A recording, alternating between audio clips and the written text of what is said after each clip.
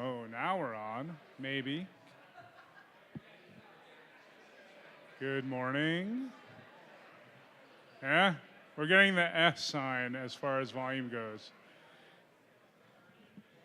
Can I do the song? Good morning, good morning. It's not morning. A, B, C, D, E, F, G, H, I got a girl in Kalamazoo. No, I am not good at singing. Also, I don't want us to get a copyright strike, so we'll just stop.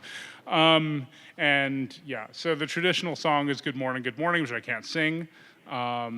Last year, my singing was no good. Anyway, we'll just go. And we got lots of announcements. Hi, I'm Dre. This is Code4Lib 2024.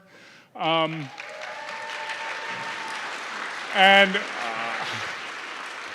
thank you all for coming out here to beautiful Ann Arbor. It's a lovely day out.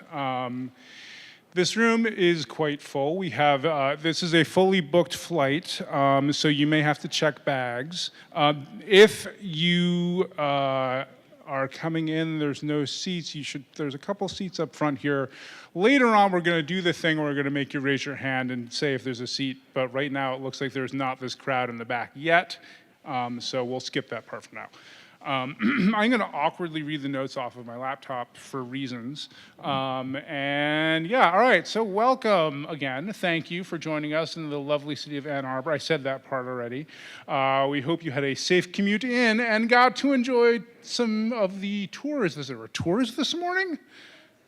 I hope you got to enjoy the tours this morning that I didn't know about. All right, so before we do anything really deep in the notes, we'll have some welcomes. So first, for a welcome from the University of Michigan, which is where we're at, we are going to introduce the deans of the School of Information and of the University Library, if they're here. I know that Lisa's here. Oh, and Andreas. All right, so Andrea, how do you say it? Andrea Forte. Forte is Professor of Information and Dean of the School of Information, and apparently you're giving short remarks. So why don't you kind of give some short remarks?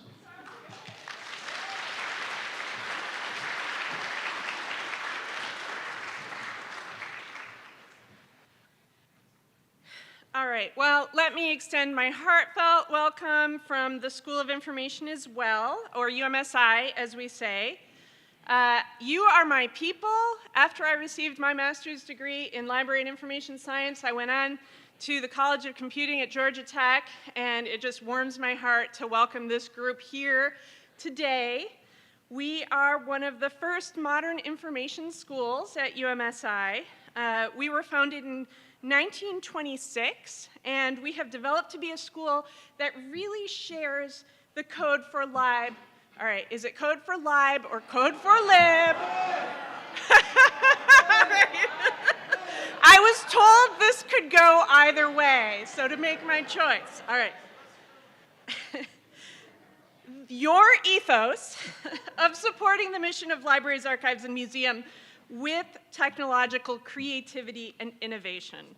As a school, we aspire to be a training laboratory for the next generation of library leaders and technologists. And as a conference, you bring a really crucial element to our campus, community.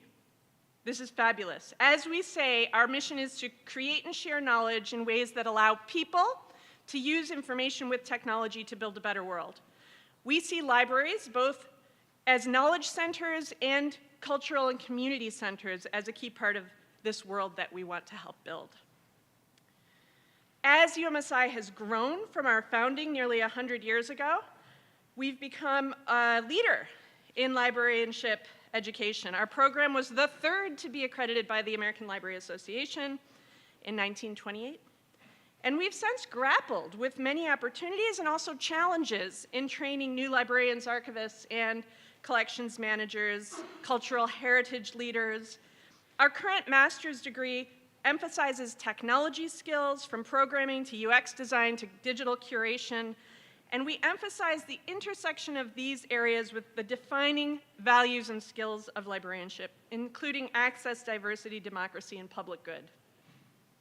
We see Code4 as a key community with which we hope that many of our graduates will continue to affiliate with.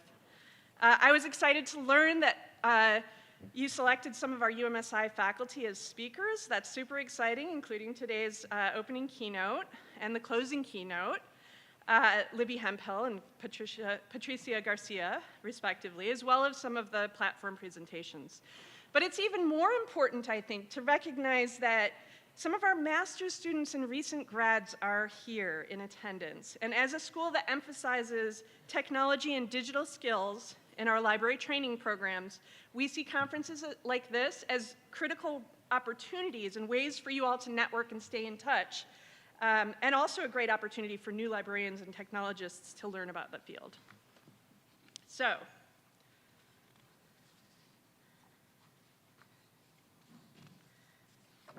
there we are.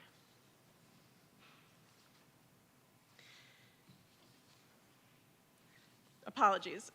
Okay, so welcome to Ann Arbor. I understand that you will be doing many of your activities and events over in our North Quad building where the School of Information resides, and I welcome you there. I welcome you here. I welcome you to stay in touch, get in touch, and be connected to UMSI in the future. Welcome and go blue.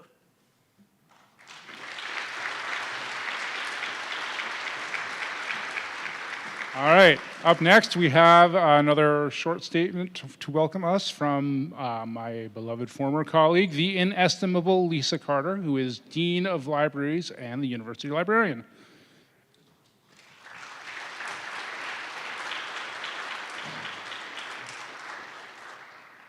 Good afternoon. I'm also going to awkwardly balance my electronic notes. Good afternoon. I'm Lisa Carter, and I am the Dean of Libraries and University Librarian here at the University of Michigan. And I'm pleased to welcome you today to Ann Arbor, where we are pleased to host the 2024 Code4Lib conference. My colleagues and I are so glad you're here. We have a very robust and active community of coders and technologists here at U of M that have long been a part of the Code4Lib community. We're thrilled to provide a venue for you to share ideas for open and collaborative solutions to common challenges and the opportunities also that we have in galleries, libraries, and museums and archives.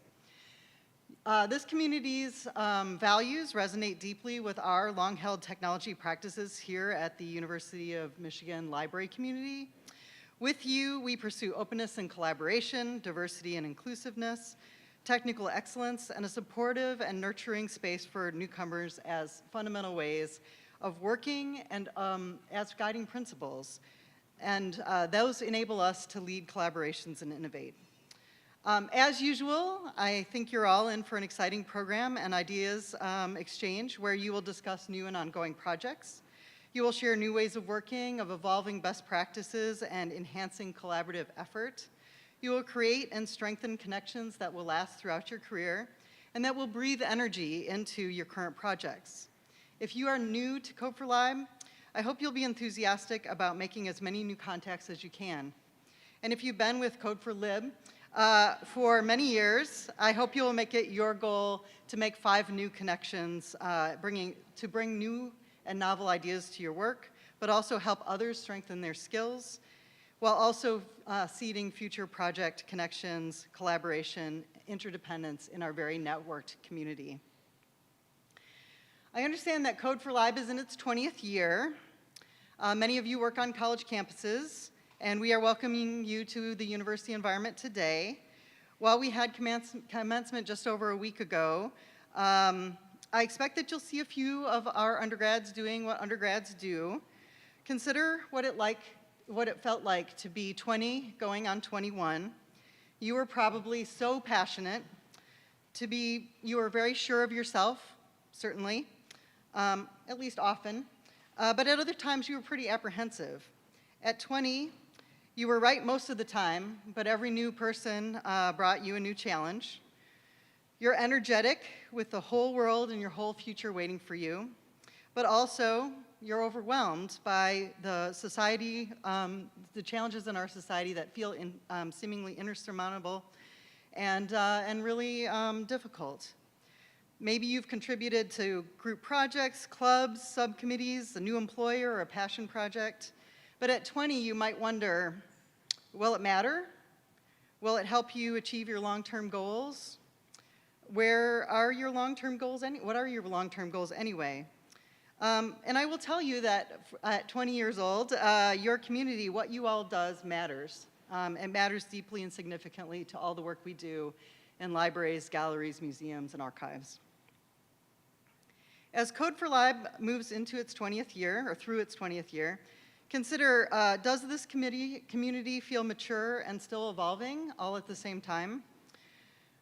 What amazing things have you achieved because you've all come together, and how do we level up to the next level of impact? There's comfort in the existing pathways, partnerships, and friends, but there's great promise in new connections and seeking out people who are significantly different than you. And in this moment of passionate protests, remember that it's easy to blame the people in charge for all that seems wrong, but truly, you hold a great deal of agency and power to influence where we go next. So seek to understand the broader context and constraints, and as a way to show us what's possible, explore iterative evolution, pursue elegant and efficient solutions, and bring a variety of colleagues along, including those administrators, and bring them along in that pragmatic dialogue. Finally, remember, Code4Lib is a successful growing community because people share ideas, step up to lead, and work together. That makes your active participation and engagement really important. So let this meeting be your next moment to inspire and activate new solutions that we all need in our profession. So with that, welcome again. I wish you an inspiring and energizing meeting. Enjoy these late spring or early summer, depending on the temperature, days in Ann Arbor, and the many great things there are to do here when you aren't in sessions. With that, happy conferencing. All right, thank you again to Andrea and Lisa.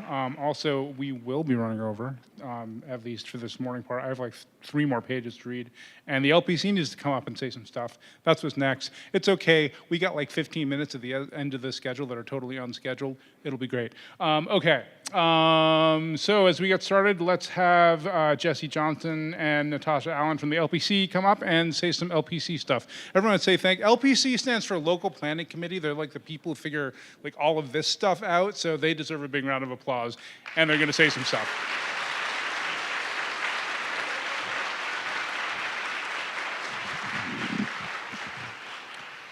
Thanks, Dre, and thanks everyone for being here. We're really, really thrilled to welcome you all. My name's Jesse Johnson. I'm a clinical assistant professor at the School of Information. I'm here with Natasha Allen from the University Library, and we co-chaired the LPC this year. But I do want to say a lot of the work happened by a ton of people who are behind the scenes, so we really extend our thanks to them.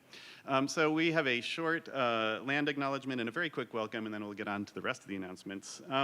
So to start, we do want to make a land recognition statement about the contributions of the native peoples from this area and their importance to the university. While the university does not have a single land acknowledgement statement, these are kind of combined from some from the Bentley Historical Library, the University Library, and the School of Sustainability and Environmental Studies, which all note that the historical origins and present location of the university were made possible by the cession of lands under coercive treaties common in the colonization and expansion of the United States in the 19th century. And in particular, the university's 3 campuses are located on lands of the Anishinaabe and Wyandot, which were ceded under Article 1 of the Treaty of Detroit in 1807.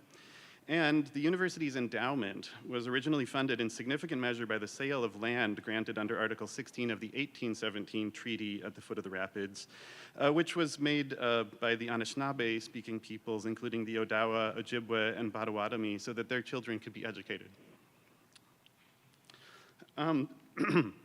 We recognize these people's contributions to the establishment of the university, and that these lands continue to be the homeland of many indigenous peoples today.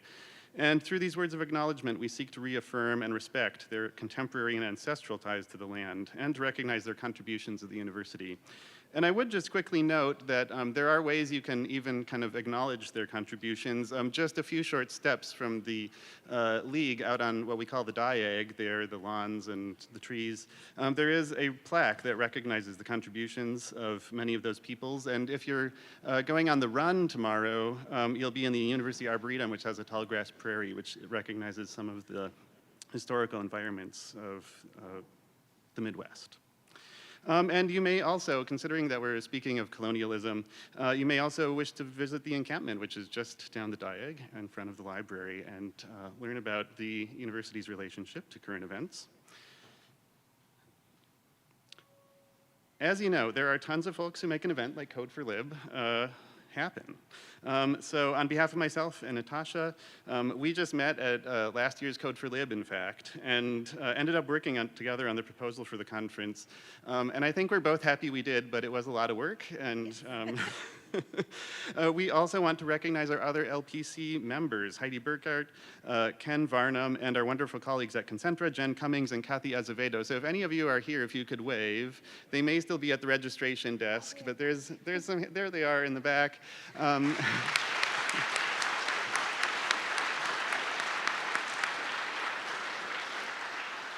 And we would invite any of you to please come up and say hello, or if you're feeling lost, ask for directions. And there's a ton of locals around as well. So, you know, if you're in Ann Arbor for the first time or on campus for the first time, you know how to find us. And there's always Slack. So on behalf of the LPC, welcome to University of Michigan. We're very excited to welcome you. It's been a long year of planning, but has led to great anticipation for this next few days of events. We're looking forward to helping you all have a great week of networking and learning while you're here. So thanks for coming. Thank you. All right, now the moment you've all been waiting for, a crap ton of logistical announcements. I'll try to get through these quick. I apologize. All right, most of the events will be happening here in the Michigan League Ballroom. Restrooms are located that way, like at the end of that hall. Meals will be served in the nearby rooms in this hallway, I think. Michigan Room, Vandenberg Room, Hussey Room. The Kalamazoo room, also to the right when you exit the ballroom, is our quiet room. So if you need to retreat from the noise of the presentations, that's where you can go. If you just need a break. If you are looking for time outside, the League Garden is one floor down and accessible via the central stairway, and has outdoor painting, outdoor chairs, painting, and sculpture, and is lovely according to the notes. We have provided some printed copies of the building map, which I assume are on the table in the registration area, and they're also posted on the website, though obviously not printed there. Power strips are set up on the tables on this side, and maybe some on the other side too. So if you are desperate for power, look for a spot at the side tables. All right, there's some thank yous here, which you've already heard some of, but I'll say them again just for completeness. Kathy and Jen from Concentra, without whom much of this would not be possible. All the university, huge thanks. Oh, we thank the LPC. We'll thank them again. Thanks, LPC. Huge thanks to Todd Stewart, the events manager. Todd Stewart, UMSI events manager, UMSI finance. Jesse Miller, who we just saw at LSA Technology Services. And all the other folks who worked. I've been reading for like 43 years or something, and it's still challenging. All the other folks who helped us organize, plan, and realize this event. Clear is Code4Lib's fiscal host, and it's Code4Lib, by the way. Dozens of volunteers who coordinated everything from pre-conferences or post-conferences to scholarships, t-shirts, and social activities. Welcome again. Enjoy your visit. I don't know that that's here because I also have to thank our sponsors. Get ready. Here's all our sponsors. I'll just read them through, save your applause for the end. Our platinum sponsor is Blacklight. Our gold sponsor, sponsors are EBSCO, University of Michigan School of Information for hosting and their generous sponsorship of the reception. Our silver sponsors are Developers for Diversity, the Rockefeller Archive Center. Our bronze sponsors are For Science, ICPSR, Index Data, Johns Hopkins University, Michigan State University Libraries, University of Pittsburgh's University Library System. Contributing sponsors include School of Information Sciences, University of Illinois, or Urbana-Champaign, Princeton University Library, Honeycomb.io, Penn State University Libraries, University of Michigan Library, again for hosting and also generous sponsorship, the reception. End of sponsors and thank yous. Thank you all of those people I just said. All right. More logistics. To connect to Wi-Fi, there's EduRoam if you got it, and there's also the M-Guest Network. Instructions to access were shared in the Know Before You Go email. So if you don't have access to that because you don't have Wi-Fi, I guess you're out of luck. In-person presenters and question askers need to speak into the microphone to ensure that everyone, including speakers, attendees, lives. I'm doing a terrible job of mic minding myself, because I'm trying to read. Anyway, do a good job speaking into the mic. There will be mic runners. When you speak into a microphone, it's like a piece of food that you're about to eat. And the thing you're eating is a candy bar, not an ice cream cone. So eat it like a candy bar. But don't actually put it in your mouth. That would be rude. Okay. All right, all Q&A for remote speakers will take place in the hashtag Code4LibCon Slack channel. The planning committee is trialing a new idea this year to help facilitate better communications between audience and presenters. There should be a new thread in the Code4LibCon to collect Slack questions for presenters each day. This thread will be pinned at the top of the channel. Natasha, I think I saw you post that question, so if it make sure it gets pinned, which you've probably done already. The intention will be for the thread to be a way to capture questions all in one place so folks can refer to them later. Of course, you can continue to use hashtag general or hashtag Code4LibCon channels as usual, even for questions. The thread is not a replacement for asking live questions at this time. If there is time for questions, you are encouraged to ask your questions live during the Q&A rather than in the thread. We hope the thread will be a place presenters can check after their talks and answer after their talk is over. If you're a presenter, please check the pinned thread for questions afterwards and feel free to answer within the thread. Okay. Next, there will be sign-up sheets for tomorrow's lightning talks out by the registration desk. There's a slide runner thing that I'm supposed to put up. Community service volunteers who are here to assist attendees.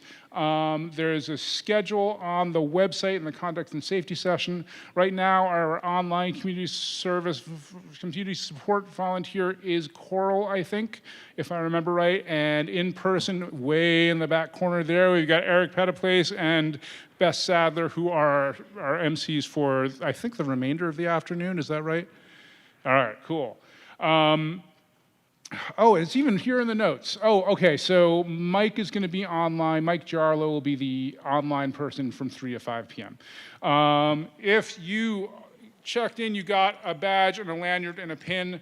Lanyard colors, if it's green, it means you're happy to be photographed. If it's yellow, that means ask before photographing, and if it's red, don't even bother asking, don't photograph me. If you got a pin, a green pin means, I am approachable as a person for hugs and the like, but please respect whatever personal distancing measures I might want to put in place. Yellow means, I think, please mask up. It's in here, I should just read it. Mask and or distancing required, but open to interaction. And if you have a red square pin, it means I am focused on social distancing and limited interaction. Wait for me to initiate. All right, time permitting, Code4Lib intro for newbies. We do not have time. The last thing I will say before our hideously delayed keynote is, if you are organizing a newcomer dinner, make sure you go into the newcomer dinner doc and explain to your people when and where and how you're going to meet at your venue or gather together and walk over to your venue. Or if you got contact information for all your ducklings, you should just contact them directly. But make sure you do that, otherwise people aren't going to know how to find you for dinner or when. Thank you for bearing with the announcements. Now it's time for the main event, which is our opening keynote, at least the main event for this part of the talk.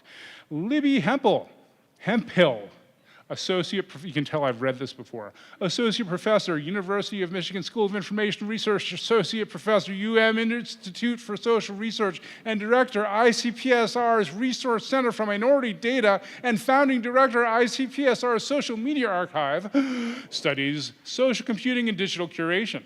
Her research on social computing has demonstrated the impact of social media on congressional behavior, has shown how social media platforms shape public discourse in virtual and IRL public spaces, and has developed a natural language processing approach to detecting and intervening to de-escalate abusive online behavior. Her research in digital curation has studied the responsible and ethical use and reuse of data sets in research, the design of infrastructure and technology to support research data archives, the importance of curation for improving the fairness of social media and other data, and the impact of data reuse. Her practice of digital curation at ICPSR has made available transformative data such as TransPop, the first national probability sample of transgender individuals in the United States, and SOMAR, a platform for transparent, reproducible preservation and ethical access to social media data. She has worked with the Anti-Defamation League to understand and respond to online hate, and she has created a post-baccalaureate program to diversify the pipeline of students engaged in computational social science research. She is a transformative scholar who has used her expertise and position to democratize data access. Please welcome Libby Hemphill, which I hope I am pronouncing correctly. Thank you.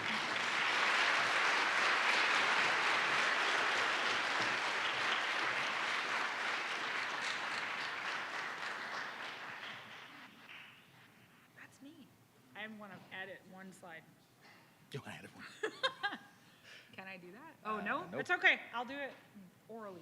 Okay. Okay. Like a candy bar. Hey, y'all. Welcome to Ann Arbor. I'm so excited that you're here. What a great way for me to kick off my summer with all of you who came to see me. This is great.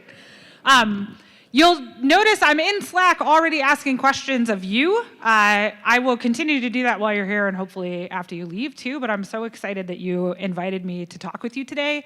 I really appreciate it. I know many of you came from far away on a normal workday, and I appreciate your time and attention. I've tried to give back by providing some places to get coffee and beer and soda and food that is maybe not in the ethos of Ann Arbor on the internet, but is still solid. I stand behind every one of those recommendations. And yeah, in thinking of a talk title for today, I realized I was talking to Jesse Johnston last week about what should I talk about, because this is a new conference for me. And he gave me some information. I wouldn't really call them tips, but it helped narrow the scope from like everything I could possibly talk about to something little, and then I decided I would just give you 2 takeaways in my title, and then we would try to cover them as I talk about some of the code projects I'm involved with at ICPSR and UMSI. So first, fair is not enough, and second, custody is not required. And these are, when I'm saying fair here, I mean the FAIR principles. And when I say custody, I mean owning the archival object. And so as we talk about what I'm up to, I want you to keep in mind that I'm responding to FAIR and I'm trying to be post-custodial and see what could we do if we don't have to own all the things, especially when the things are bits, which because I'm in a digital archive, most of the things I care for are bits, and what it means to have custody of a bit. We can take that offline later. Okay, so we're gonna go through the who and what and the how and the why, not in that order, but the who. I can't do any of this by myself. On the left column here, we have staff who worked with me at ICPSR. Some have left and some are still there. And on the right are postdocs and students who work in UMSI or the College of Engineering here at UMSI. There are 3 people who I need to add to the list. Sage Belrose, Ricky Punzalan, and Margaret Hedstrom are missing from this list. I will update it on OSF later today. You're gonna see this slide again later because I'm just one faculty member, and we all know faculty members can't do things by themselves. Okay, so where does this happen? The Resource Center for Minority Data is a project started by the ICPSR Council. ICPSR is the largest social science data archive in the world. We're housed here at Michigan, but we are a consortium of over 800 institutions. Many of you are employed at member institutions. Is anybody in here also an official representative? Yay, we have an OR in the back. So every ICPSR member institution has an official representative who helps liaise between ICPSR and the institution. Often that person is a data librarian or in political science or sociology or something, but the council is elected by the members of ICPSR, and then the council gives us directives and support. And one of the things they did was about now 15 years ago, they said, you know, we can't really do science if we're leaving out large chunks of the population. Can you go get some data that actually includes people? Thus was born the Resource Center for Minority Data. So that's one of the places that I work. The second is the Social Media Archive. And this sort of came out of users' demand and also some of our council members saying, hey, what are you guys gonna do about born digital social media data? Because everybody is begging me for it all the time. So these are data librarians who are interfacing with faculty and students on their campuses who keeps asking them for social media data or help getting it. And thus was SOMAR born. So I direct both of those archives. Note, I'm on sabbatical this year, so I don't do much directing day to day, but they both have fantastic staff who can help you if you need help with any of our resources while I'm on leave. Okay, the why do we do these? This is where we get to fairness is not enough and custody is not required. So who's already familiar with the FAIR principles? This should be significantly more than the ORs. Okay. For those of you who are not, the idea behind the FAIR principles was that we should have some sort of minimal standard for scientific data management. And they are findable, accessible, interoperable, and reusable. FAIR. The reason that I say FAIR is not enough is if you look at these criteria, and we'll just start with findable. I know this font is too small for you sitting way in the back. The first is metadata are assigned a globally unique and persistent identifier. The second, data are described with rich metadata. 3, metadata clearly and explicitly include an identifier of the data. And 4, metadata are registered or indexed in searchable resource. 3 of those help machines. 1 of those helps humans. Machines arguably also help humans, so maybe the other 3 indirectly help humans, but these principles are about making data findable, accessible, interoperable, and reusable by machines. They are not effective at making data reusable for humans. My job is to make data reusable for humans, a specific type of human, a researcher who may or may not be well-versed in quantitative data analysis and its collection and use. So FAIR doesn't work for me. It is necessary, but not sufficient for the kinds of things that we do. I'm a product of the University of Michigan School of Information, Go Blue. In that product, I am one of those librarians, technologists, social scientists, all bundled up in one person. And so part of what I'm going to talk about as we get to the tour of projects is how do we use machines to make FAIR work better for humans? So how do I know that FAIR isn't enough? This is Sarah Lafia and AJ Million, who AJ runs the National Archive for Criminal Justice Data at ICPSR, and he was a postdoc in my group. Sarah Lafia is now at NORC, and she was a postdoc in my group. We actually looked at how do people look for data at ICPSR. And what I think we found, so we have these sort of 3 paths that people take through data. They're either direct, meaning they know what they want, and they're asking you to retrieve it for them. They are orienting, meaning they're kind of sure that maybe you have something that would be of interest to them, but they're not 100% sure, and so they're kind of looking around. And then scenic, they're like, somebody told them there was data. And they were like, oh, data? Let's take a look. What does that mean? And FAIR kind of works for the direct path, which is I know an object exists, retrieve it for me. But it doesn't work for orienting and scenic, where people need to do discovery rather than finding. They need to be invited in to the archive and shown around and provided some additional context. Has anybody ever worked the reference desk? There we go. Okay, right? People come up to you, they don't know what they need sometimes. the ones who are not looking for the bathroom, the ones who actually need the ref desk. They're like, I have a problem, can you help me solve it? FAIR doesn't work for them. So think about the people coming to ICPSR. Some of them are coming to us like we're a ref desk and saying, I want to do some research. I need some data. Do you have it? Is there data like this, etc.? Those are the orienting and scenic paths, which are the yellow, which branches into 3 types over here, and the red, which goes in a loop. Blue is like a line, just from search to you give me what I want. So that's how we know that it's a problem. Most people are not in the direct path. So what did we do? We're going to take a bunch of stops on this tour. First, we're going to talk about low and no code resources that we built at RCMD, and then some natural language processing resources. Then we're going to talk DevOps and data engineering. We're going to wrap up with generative AI experiments and some speed bumps. I'm going to go pretty quickly through the tech tour because I want to get to the speed bump part. And I know we're already behind, and I'm not sure what my role is to get us back on, but I'm going to try. Okay, so low and no code resources. So I like to build technologies. Sometimes they will hurt more than they will help. And so we don't actually need to build a new thing. We just need to point to places that are already there. One of them, in RCMD, we get a lot of questions from people about how to ask about sexual orientation and gender identity, sometimes sexual behavior, in surveys, or how do people already ask? I thought this was settled. Turns out it's not settled. There are 64 different questions. These are outdated now. 64 different questions that people have used in national surveys that are held at ICPSR to ask about sexual orientation and gender identity.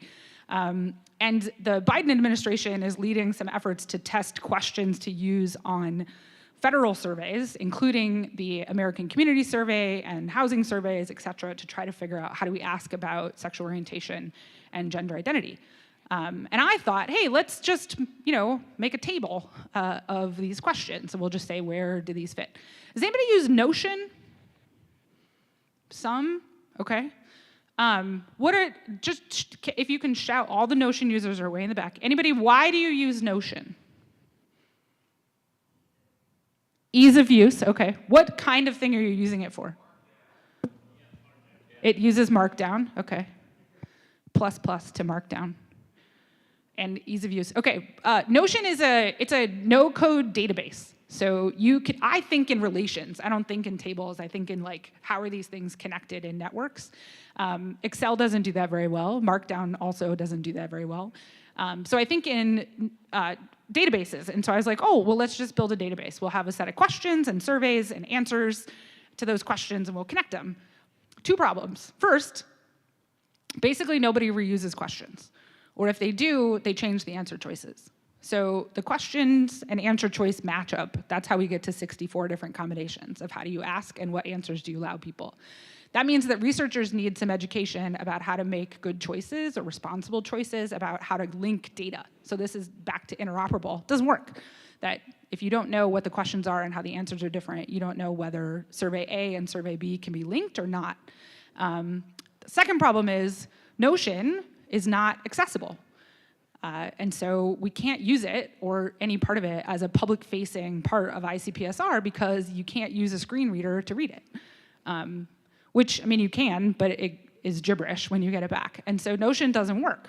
But Notion looks like this and lets me do tables that have sort of arbitrary relationships between entities that then I can create, but they don't provide equitable access to this resource because you can't view it as a database if you're using Notion. So we provide it as a spreadsheet that you can download, and then privately I'll give you the link for the Notion database if that's your jam. But I don't have the resources to build a no-code, low-code database that's public-facing for ICPSR because we're busy building a bunch of other things for production. We're going to come back to this problem of how do you take things that should be easy and get them done when you're an archive, not a software organization? Or are you really a software organization masquerading as an archive? So this is one of the things that we built, that it didn't actually require us to do code. Instead, it just required us to create representations of information that people could use. The second is an anti-racism data reuse guide. And this is an example of custody not being required. We don't generate the resources that are linked to from this guide, your libraries did. And our job is to put them together so that our data reusers can find them at your libraries, instead of us trying to reinvent the wheel. And even though my team includes people of multiple races and abilities and gender orientation, or gender identities and sexual orientations, we don't own all the information about all those different identities. And so instead, we need to link out to other places. So this is another resource that we built at RCMD because we noticed that people were sort of doing like flyby or drop-in research. They're like, oh, that one oversamples Black Americans. Let's just grab it and we'll make grand statements. But like, that's not really honoring the people represented in that data. Here's how you could do that a little bit better. And so those are some of the resources that are provided through the anti-racism data use guide. Okay, now we're gonna get into code parts. So natural language processing resources. So the first one is a named entity recognizer for data references. So one of our problems at ICPSR is that people don't cite data. And that makes it really hard for us to explain to our funders and to other scientists why data sharing is important or what is the return on their investment in data curation or preservation. So we have to go out and find places where people talk about data and they should have referenced it, but they didn't formally.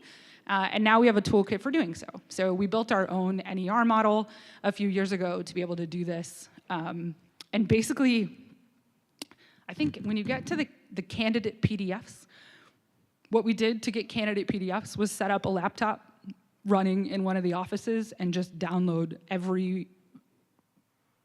we searched dimensions, and we got the DOIs and the abstracts for a bunch of papers, but then we actually needed the full text, but it's hard to get the full text. It's not that hard if you use your reference manager. So we just dumped them all into Zotero on one machine and in PaperPal on another machine, and we said, get PDFs. I probably shouldn't have said that into a recording, but that's what happened. And then we put those in GrowBid, which is like it reads your PDF to get text. It's okay.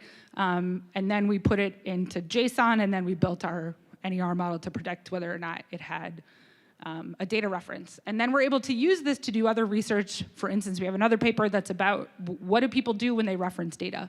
Are they referencing it as a method? Are they saying that they're reanalyzing? Are they pointing to debates in the field? Not as high stakes as Code4Lib or Code4Lib, but there are debates around data that need to be referenced. And so this is we offer the toolkit to other places you want to figure out where does your data get cited. I don't know that anybody has used it yet, but it is available on GitHub. Next, we wanted to know whether we could make more intelligent data recommendations than a solar keyword matching, even if we're sort of fuzzy. Is everybody already familiar with word embeddings as a thing? A little bit, okay. So a word embedding is where you represent language in a high dimensional space instead of one-dimensional or two-dimensional. So I'm gonna do this in sort of 3D, where like if my arms and legs are vectors. So the middle of me, imagine that the middle of me is like cat. Along one vector, we might have another word like dog or mouse or computer. I know my legs don't look much longer than my arms, but they are. So if you imagine that computer is down there on my foot, and dog is here at like my elbow, and mouse is sort of on my bicep, the idea is that some words are more closely related to other words than they are to all other words. So cat is more closely related to dog and to mouse than it is to computer. And you build these representations. So you have an embedding for every word. Embedding means embedded in this high dimensional space. Where does this word fit? And so what we tried to do was use 4 different ways of building these embeddings. So the first is TF-IDF. The second on the top right is a weighted TF-IDF. Word2Vec, which is a really common word embedding approach. And then SBERT, which is short for ScienceBERT, which is it's just more complicated. It's just how many layers of regression did you do? So not many, some, a lot. Whoa, so many. And the idea is that we would get different relevance judgments on the return. So if we create embeddings for a user's query and we compare those to the embeddings for data set descriptions, and then we return those according to some similarity measure. So if anybody's using Solr, it has some similarity score also. We're just changing what similarity score do we use and which inputs are we trying to match. What I want to see here, and then we asked 52 ORs, if you were in our survey, thank you, to say how relevant are these data sets to these example queries. And what I want to see, these are stacked bar charts where orange is very relevant and blue, orange at the top and blue at the bottom, very relevant, very irrelevant. What would be amazing, across the x-axis, it says 1, 5, 10, 25, 100. Those are the rank order of the example. So it would be great if we had really big orange on the left, no orange at all on the right, and really small blue on the left, and a lot of blue on the right. Anybody see that anywhere? No. 2 problems happened. 1, the humans did not agree with each other. So that was tricky. There were 52 people. I expected a little more consistency than we got. I think they were maybe trying to be generous. And they're like, I guess it's kind of relevant because librarians are helpful. So they wanted to be helpful. That didn't work. I think, honestly, what I think is really happening, and this is a debate that my students and I are having right now, is I actually don't think that embeddings are a good answer for science, because I think that science uses specific words on purpose. And the idea of embedding is to say that synonyms are close enough. But I think that when we're talking about metadata and when we're talking about science, synonyms are dangerous. And that when I say cat, I mean cat, I don't mean dog. And when I say Pittsburgh, I mean the city of Pittsburgh, I don't mean Pennsylvania. And so I think that is part of what's happening, is that by creating embeddings, we're actually reducing the precision of our searches, and the reduction in precision means that we'll get some relevant results late in that 100, and that we get a bunch of not actually relevant results up front because they had good synonyms. So open question, we'll find out. One way that we tried to deal with embeddings is through generative AI, and we'll come back to that in a second, but we're gonna make a quick detour into DevOps and data engineering. And for those of you who are participating in the thread about how to hire developers and data engineers, this is the kind that I'm going to be hiring as you're participating. And thank you for your comments in that Slack channel. Okay, so this is where custody does not matter. And well, custody matters, but it's not required. So one of the challenges in social media data is that platforms don't want to let it go. There are a couple of reasons they don't want to let it go. One is user privacy, and I'm going to put that in quotes because what they mean and what I mean and what you mean are not the same. And the second is FCC consent decrees. So the government told them that they can't, because last time the government let them, Cambridge Analytica. And so sometimes they think they can't, sometimes they think they shouldn't, and they make a lot of money from selling data, and so they don't want to give it away for free, even to researchers. That said, we as a society have some claim on that data because we generated it and because it impacts us. And so how we, missing a word, how do we wrestle, I guess, effectively with that tension between platforms wanting to hoard data and researchers wanting to use it and society having some valid claim on the data, and also individual users ought to be protected when we use data about them or that they generated? How do we sort of square that circle? One way we do it in the social media archive is through a meta content library proxy. So the meta content library is a data service that Meta offers for content from Facebook and Instagram. And we have set up a virtual data enclave in the social media archive that is cloud-based. So ICPSR has been handling sensitive data in VDE's virtual data enclaves for years. We also have a physical data enclave. If you've got a pencil, we have a place for you to sit and analyze some data. But the virtual data enclave that we've been running is essentially a remote desktop Windows environment. It works well for survey-sized data. It does not work well for petabyte-sized data, which is what we're talking about in social media. So how do we build something that could? And so we worked with the IT department at U of M to build a virtual data enclave on the AWS stack. We built it on AWS because they give us free stuff. I'm not actually committed to AWS. We are building a Terraform spec for this. That means you could put it up on Google Cloud or Azure or on-prem if you happen to have more computing than we do. But AWS gave it away, so we used it. It's kind of like I got stuck on apples in elementary school in the 80s. It just, they gave it away, and so we got stuck.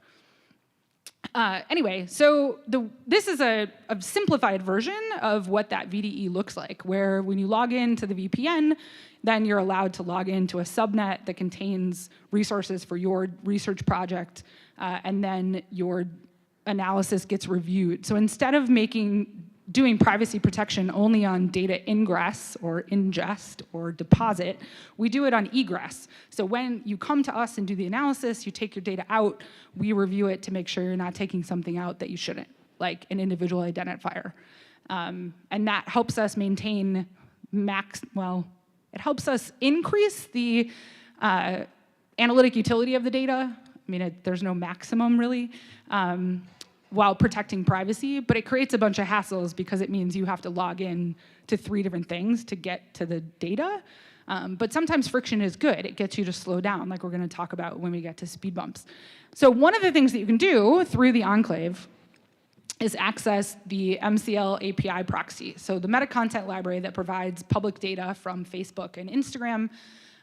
You can't access it directly. You have to go through a proxy. We right now are the only proxy to do that because Meta is really worried about getting in trouble again for letting people have data and using it to interfere with elections. Whether or not they successfully did that last time doesn't really matter. Meta is afraid that it will happen now. And so this is how it works. So we've built a chain of AWS resources that essentially proxy your access to the MCL API, let you download that data in the enclave and do your analysis, and we log calls and queries so that we can replicate. So for instance, if Jesse makes a call today and says, I want this data, 2 weeks from now, I can say, make Jesse's call, not use the same terms to call, because the API results change every second. And so we can go back to the original API call and get the same data back. Or we can use the same search terms and get different data back. But both of those are allowed and allows us to sort of improve replication for streaming data analysis, which is kind of a tough thing. And these are both post-custodial or anti-custodial in that we don't ever hold the data at ICPSR. Instead, we hold the process for reviewing applications to the data, and we manage user support. But ultimately, the data reside either on Meta's servers or on users' S3 buckets, and that we don't actually get in the middle of the data. And this creates some challenges because we've had to argue with Meta about whether or not data should be deleted and when should it be deleted. We don't really delete data in archives. We might decommission it or put it in cold storage or something, but we don't just throw it away. That like hurts. But you know, when you're talking about social media data, should you sometimes just throw it away? Maybe.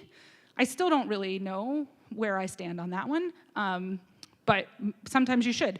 And for those of you who are like, absolutely, you definitely should, I invite you to think about what type of regime might want you to throw their data away before you just say, oh, sure, every user who deletes their data ought to have that request honored. You might want to look to India or Myanmar or Sudan for somewhere that maybe we shouldn't just be deleting data that users said you should delete. Throw that out there. I also wanted to point out that when I'm talking about petabyte scale computing, things get expensive in a hurry. So when I came to graduate school, I actually had my, the very first event of graduate school right here in this room. I was really excited because I had 128 gigs of memory on my laptop. I have 2 terabytes in my laptop today, and I still can't hold even a week of the data that I'm talking about. So when we sort of start to think like, oh yeah, storage is free, like it's so cheap now. not when you're talking about this scale. It's about $1 million a year just to store the type of data that we're talking about in the cloud. That's where we start to get like, well, should I move it on-prem? Is it cheaper to do it on premises if I have to administer it and rotate servers and whatever? And then, do I have a capital expense budget or do I have an ongoing budget? If I have a 3-year grant, does it mean I have to throw this stuff away after 3 years? Like, I don't want to put anybody to sleep with these budget things, but that's a problem. I wondered, what is the environmental impact of different ways that we could structure these archives? And so here, I'm comparing a PostgreSQL and an Elasticsearch backend for searching SOMAR. So if you take all the data that we do hold in the social media archive, for which we do have custody, and you throw it in one or another database. So this is a year of Twitter, was the example. It was under Twitter public, not Twitter X. And what we found is that the cost per 1,000 queries, and here a $1 cost corresponds to a carbon cost. So we do the conversion in the paper, but basically money and carbon are linear in this scenario. So Elasticsearch is in black, it's always more expensive. Postgres is in gray, it's always less expensive, except at load time. So when you load an index, it takes weeks for Postgres to do it. Elasticsearch spreads that out, so every time you're adding data, it does a little bit of work instead of like a heavy lift at the beginning.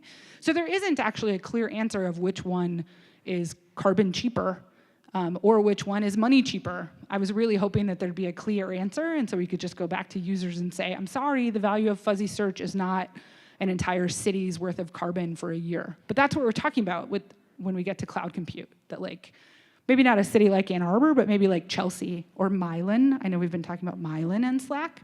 And sort of how much energy are we talking about? And when you think about what the impact is on the communities in Iowa and North Carolina, where these data centers live, they're real impacts. It's not like imaginary carbon, that it's having actual impacts on the communities and environments where these data warehouses are stored.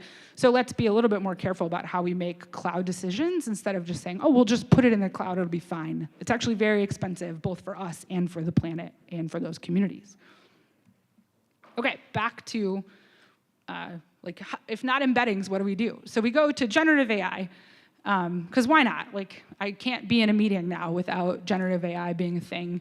And so we tried last year to make a conversational agent so that you could talk to a bot about data at ICPSR, in part because we wanted to get some of that ref desk information. So, like, how are people looking, or what are they asking for? And so the data chat workflow, we created a scholarly knowledge graph in the back end instead of a regular database. So we combined the metadata from ICPSR records with everything we could learn about the bibliography, which is published papers that reference that data. So we have authors and funders and subject terms for papers, and we have authors and funders and subject terms per data, and we have institutions at all these places, and we search across that network instead of just across the metadata itself. And we translate it into a Cypher query using OpenAI, and then we provide an output with those data sets, and then an interactive graph where you can click on an author of the data set and see what else are they connected to, or click on an institution and see what else they're connected to try to provide some of this context, because we know that authors are very important to researchers, sort of who collected the data or who wrote the paper. And so we want to come in from who did it and not just what is it about. And so that was data chat. So it starts up, on the left side is the code part, and on the right side is the human part. So users input a question, we translate it, and then we search the scholarly knowledge graph, and then we provide this output. This project was done by Phan, who is a graduating PhD student. If anybody needs a faculty member, he's going to go do a postdoc at Harvard, and then he's available after that. This one is done by Jenny Kim, who's also a PhD student right now, and she is working on bespoke metadata descriptions, where, Leo's is about connecting you with the people and publications that are connected to data. Ginny's is about helping you understand whether or not data has the variables you need. So if we go all the way back to the beginning of the talk, when we were talking about SOGI data and how people ask questions and do they have a sexual orientation or gender identity question, that's often not in the metadata description. It's in the codebook. Codebooks are in PDF, ++ markdown. PDF, not that searchable. Markdown would have been great. But you can't really find easily what variables are in here. And so Ginny has created a system that allows you to ask a question and then it rewrites the metadata descriptions to emphasize variables within a data set that might answer your question. So this example, the user query is what's the link between family structure and bullying among adolescents? So family structure is highlighted in yellow, which is at the bottom, and bullying is highlighted in sort of turquoise, which is in the middle. So it tells you that the Pittsburgh Youth Study has variables about bullying and about family interaction, and it's in the metadata description. So try to tell you, are the variables that you need available in this study? Ginny's a little bit earlier in her PhD career, but if you need somebody in a couple of years, she's gonna be great. Speed bumps. Why do I call them speed bumps? Because speed bumps are about getting us to slow down and increase safety. They're not about stopping us. They're not about telling us don't go here. They're just saying, whoa, make sure you want to go here and look around. The three things that sort of stop us or slow us down are the changing legal landscape, the challenges of moving from development to production, and then ethical issues in data collection, reuse, and preservation. And part of why I emphasize the slow down and increased safety is that I don't want you to think that I think ethical issues come last or stop us. I think that they are things that we must think about, and I'm going to put them at the end so that that's what you take with you, not because I think they're least important, but because I want you to think about them as we finish. And I see we're getting close to my time. So legal gray areas. This is most important for social media data because it's held by private companies. And they are pretty clear that we can't have it. So that would be the allows scraping column there where every one of them says no. These are in the terms of service. So by accessing data from these platforms, if you do it in an automated way, you're violating the terms of service. It's not, you're not criminally liable. We're not sure yet if you're civilly liable. So if there's an API, say 42 grand a month available that you could have asked and you didn't, and instead you scraped, are you liable for 42 grand a month? Maybe. Who wants to find out first? Nobody? That's funny, neither does Michigan. Okay, that counts as a VLOP, very large online platform.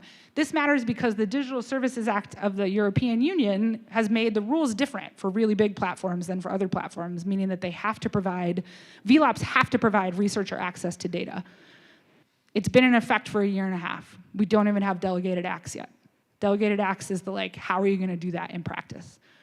Every time I ask, they say, oh, they're coming, they're coming, they're coming. Like, soon? Yeah, soon. The first time I heard that was late 2022. What is time, really, in a pandemic world? But that seems like not that soon. So we don't know what the process is going to be yet. Whether or not they have an API has actually, these yeses here are kind of, right? Because Facebook has an API, but you got to go through SOMAR to get it. Reddit has an API, but you have to be a moderator to use it. But it's like, does it exist or not? And then allows sharing over there. So say that I break a rule and I collect data. Can I share it for replication or reuse? No, you cannot. But it's for science. Well, the law doesn't care about science. We can change the law. Really? No laughing? I built in that pause. Yeah, we can try to change the law. If you live in California or Illinois or Massachusetts, good for you. Your laws are different. Here in Michigan, we don't actually get to break the rules even when we want to, and good luck trying to get federal legislation or regulation on any of these issues before 2028 at the earliest. But maybe we'll have delegated acts by then and it won't matter. But my point is that this is legal gray area. Often the people who are doing the data collection are the people who are most at risk, like a first-year graduate student, often an international student. Maybe it's a staff librarian who isn't part of a union. That we're asking precarious people or people in precarious positions to do risky work. I'm a tenured professor. I'm not the one collecting data. And if I were, I would definitely share it with you. Hint. Okay, the second road bump, getting to production. Raise your hand if you have worked on a thing in a skunkworks or a project that you really liked, and now everyone can use it. Okay, raise your hand if you've worked on a project in a skunkworks that you really liked, and no one else can use it. Yeah, it's hard to get software into the world, even when your goal is to get software in the world. Now you throw somebody like me in there, my incentives are to publish papers. Software and papers, not the same thing. And they have very different incentives. They have different ways of getting things done. What I've grabbed here is the research life cycle. This is where my SI half lives. And then the software development cycle on the left, this is where my ICPSR half lives. 50-50 appointments are not good, just for the record. But especially in one person, you'll notice, and we use an agile process, so every one of those is iterative in the software development, but that was just too many circles, but like constantly iterating, working on sprints, et cetera. 2-week sprints don't line up with academic years. Papers and conferences don't line up with production cycles. Cloud services that are free for faculty are not free for production environments or for-profit places. That the tensions here are all of the tensions that you experience when you're like, but this would be really cool. And the budget people say, absolutely not. And then you add a me in the middle that's like, oh, well, I wrote that paper last year. I don't really want to work on that anymore. And that happens. Or, oh, the student who built that graduated. He's at Harvard now. Good luck getting that to run. That's normal in a research cycle. That's not normal in a production environment. And it's very difficult for us to get the tools that are cool and useful into even test places to figure out whether they ought to be prioritized for production.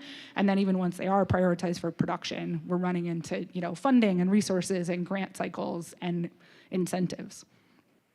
And then, as I said, I want you to be thinking about the ethical considerations. And again, I'll use the Social Media Archive and RCMD as good examples here, because social media data is generated by individuals. That's where it comes from. RCMD, most of our data is generated by communities or people who are representing their communities. And all of these people have claims to that data. But we as society also have some claim to data that they have generated so that we can understand ourselves and our services and our futures together. But sometimes those claims are in tension, and we have to be willing to wrestle with that tension and figure out, when is it okay for us to keep things that are deleted? What is the right weighting mechanism for us to use on this survey that oversamples Black Americans? How do we make those decisions so that we honor the effort of the people who generated the data and their desires for how that data might get used? So I provide one link here to thinking about ethics, and then another plug for, often when we're thinking about social media data, we've been talking about it in a vacuum. And a paper that we wrote asks people to think about, we did a survey asking people to think about their social media data in relation to all the other types of data that we have about an individual. So instead of saying like, hey, can I use your tweet in a research paper, and having everybody say, well, no, you say, well, what about your location? What about your grocery store purchases? What about your weight, your race, your health indicators? And then we start to think about it differently. But some of this is on us, both in libraries and in archives and in researchers, to be able to communicate, why do we need the data? Why are we asking people to take these risks? What are we gonna do with it? And I think that we can look to healthcare research for some models for how to do this explaining, and how to know when the feedback that you're getting tells you that you shouldn't do that research. And that in social media research especially, we've mostly just charged forward with like, well, the data is there and I wanna know, so I'm gonna do it. Instead of, the data is potentially available. Here's a question that I have. I wonder if that's of value to the people who generated this data. And that's a very different posture to take to the people who generated the data that you're trying to use. And that's something that I would encourage folks to think about when they're advising people or doing data collection or management. The how. How did we do all these projects? Again, this incredible staff and students and postdocs. We also had sponsorship from the Michigan Institute for Data Science, ICPSR, Meta, Amazon Web Services, IMOS, and the National Science Foundation. If you would love to collaborate, that's when I want to hear from you. You will get an out of office that says I'm on sabbatical, but you've seen me, you know I'm alive. I will get back to you. And if you want to eat good food or drink good coffee that's not at Zingerman's, which is fine, it's just everybody already knows about it, I have recommendations for you. And thank you again so much for coming to Ann Arbor. We're glad that you're here.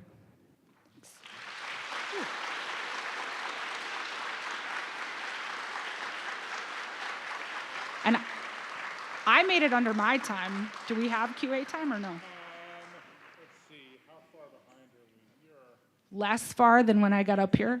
caught us up a little bit. Let's do one question and then someone will find you after. Okay, question from the front half of the room. There are incentives. Wow. That hurts, guys. All right.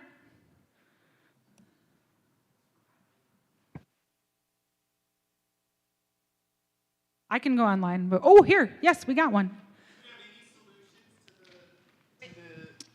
I can also repeat. Oh, there, he's there. Richard Higgins from Indiana.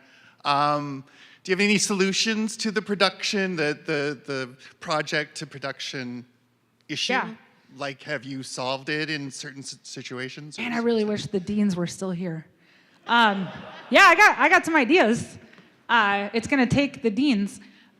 This is part of why I asked in Slack about how do we bring software developers into our organizations? How do we do that recruitment more effectively? Because I think that one of the problems in getting from development to production is that we have great software developers, but they don't really understand us, the faculty creature or the researcher creature. And we don't understand them. And so if we did recruiting a little bit better on both sides, where we did some more education about being explicit about what are the incentives for developers and what are the incentives for faculty and researchers and who wants to work on what. And we saw a couple of recommendations for professional development. I'm a big fan of the 20% time rule that lets people do what they're sort of required to do for 80% of their time and do something fun and interesting that is their idea 20% of the time. Sometimes you get things like Google Scholar. Sometimes you get whatever the Google Facebook thing was. I don't even remember what that was. So, but if we formalize that 20% time and we give people that time and the computing resources that they need to play with that time, and we create this culture of play and experimentation, I think that we'll get more opportunities to move things from development to production, and we'll start to see value in solving that problem. So it's going to take a while to do it, but I think it's actually a cultural solution. It's not just money and not just process, but like how do we create a culture of play in our organizations that show value to the thing that we didn't know we were going to do that turns into a cool product. Cool. All right, thanks for your time, everybody. It's 2:14. All right, we're only 10 minutes behind. Everything's great. All right, quick announcements time. Okay, so there are a couple of folks lurking in the back. There is plenty of seats up here in the attentive student area. So if you are lacking a seat, you could come up and join the folks up here. And if someone in the out there has a seat next to them, you could also raise your hand. All right, so find a seat before the rest of the what's-its happen. Okay, there is live captioning. If you are looking for live captioning, you can, if you go to Slack in the hashtag Code4LibCon channel, you will find the link to the captions and a pinned comment there.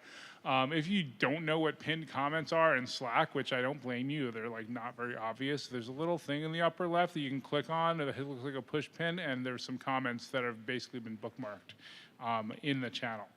I can also read the URL awkwardly, and it will be on the slide runner somewhere if I could figure out how to get it up. You ready? HTTPS.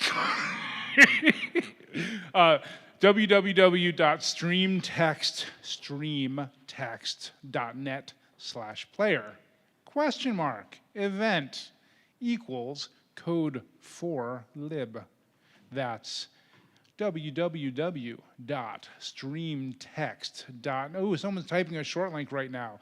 The short link on slide behind you. What?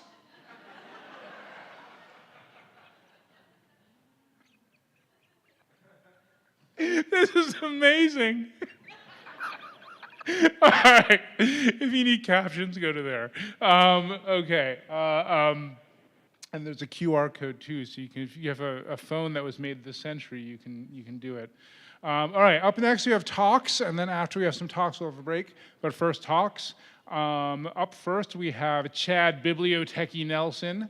Everything old is new again. What we could have learned from a book on COBOL from 1976, but didn't. Chad, you're gonna have to figure out how to do your own slides because I don't have it in me today. Okay, thank you.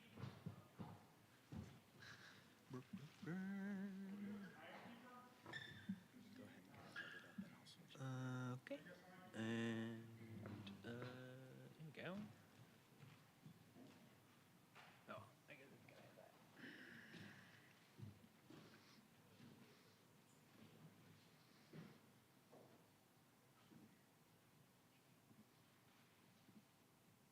All right. Cool. Hello, Code4Lib.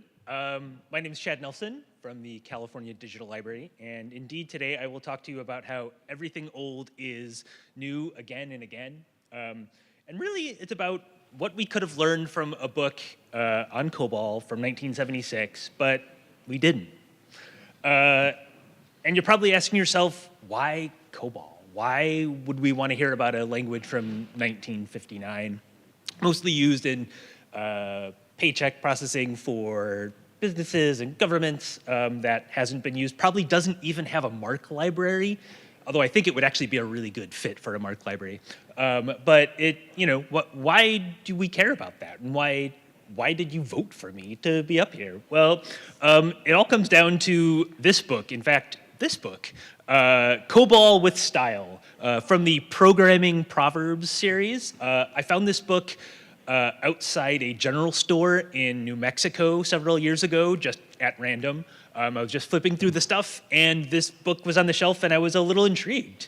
The book is by Louis Chmura and Henry Ledgard. I couldn't actually find pictures of them, so they wrote a book about style in the 1970s, so I assume this is what they looked like.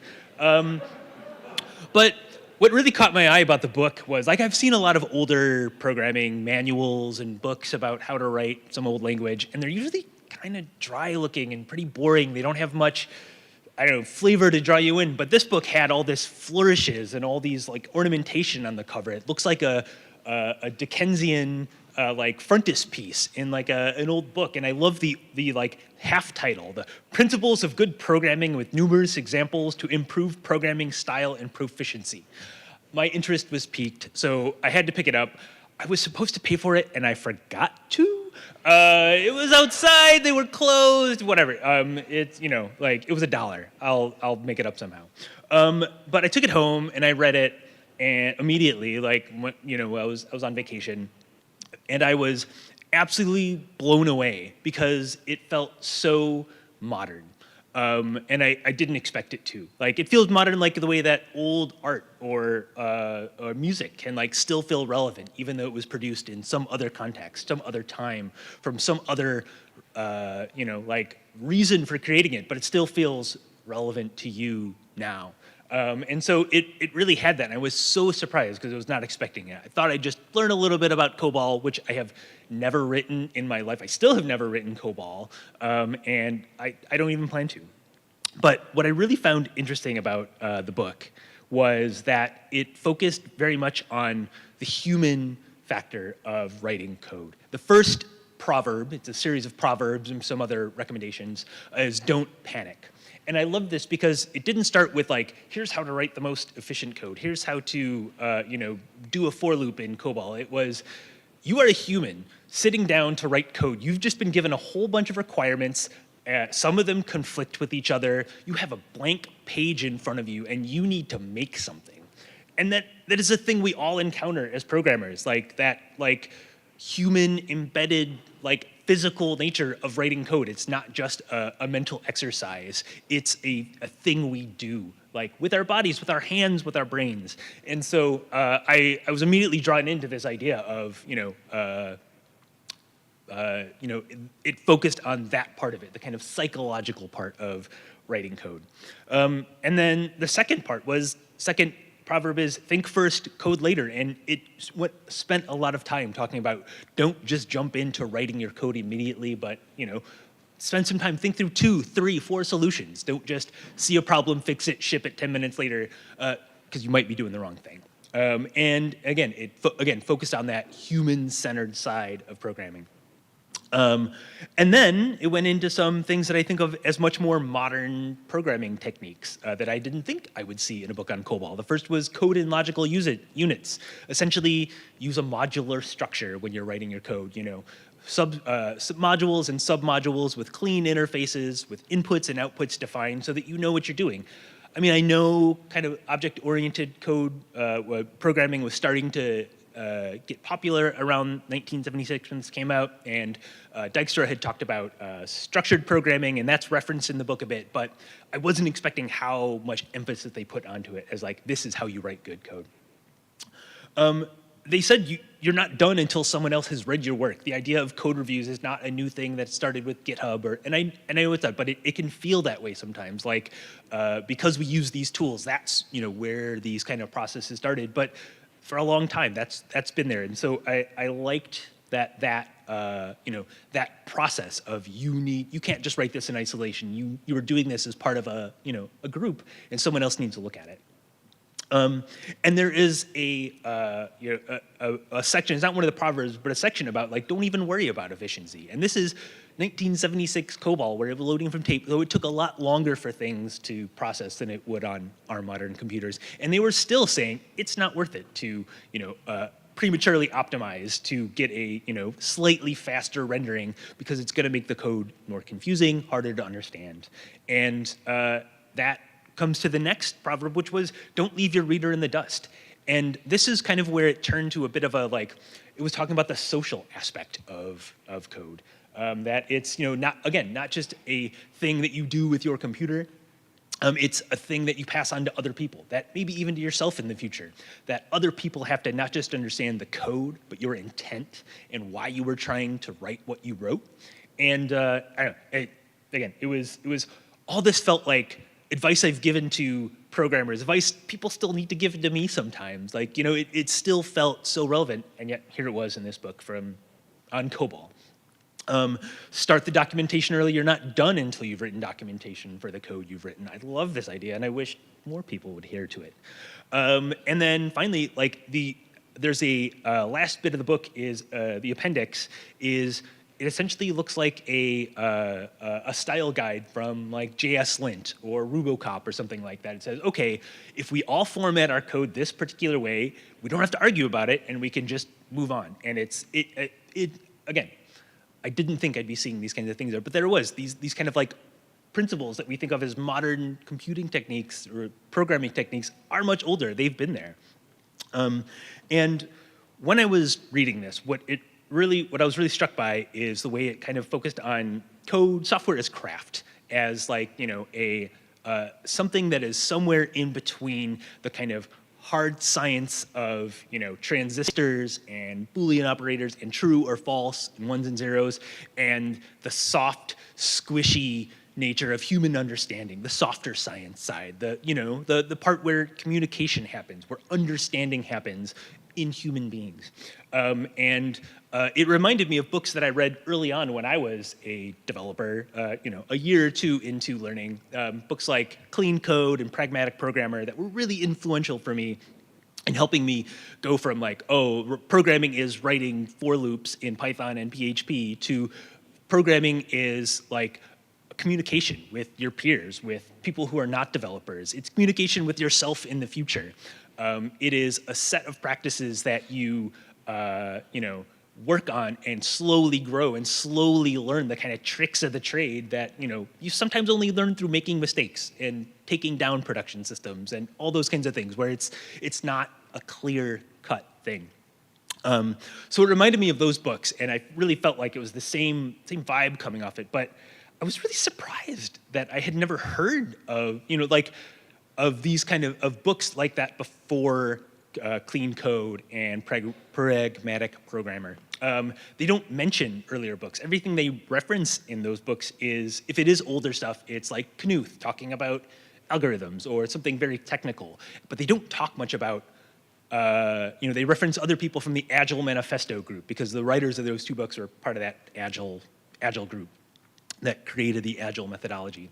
And they very much talk about themselves as like uncovering new ways of doing things. And it was this, it's not that I think they intentionally didn't talk about these older things, but I think it's a common trend in, as we see in technology so much, when you have a new thing that you want people to use or people to buy, you just make it seem as new as possible. It doesn't have any predecessors. It's this brand new thing. And it happens not just in when they sell software to, as a vendor, but when they sell code to us as, people who are gonna use it, implement it as open source.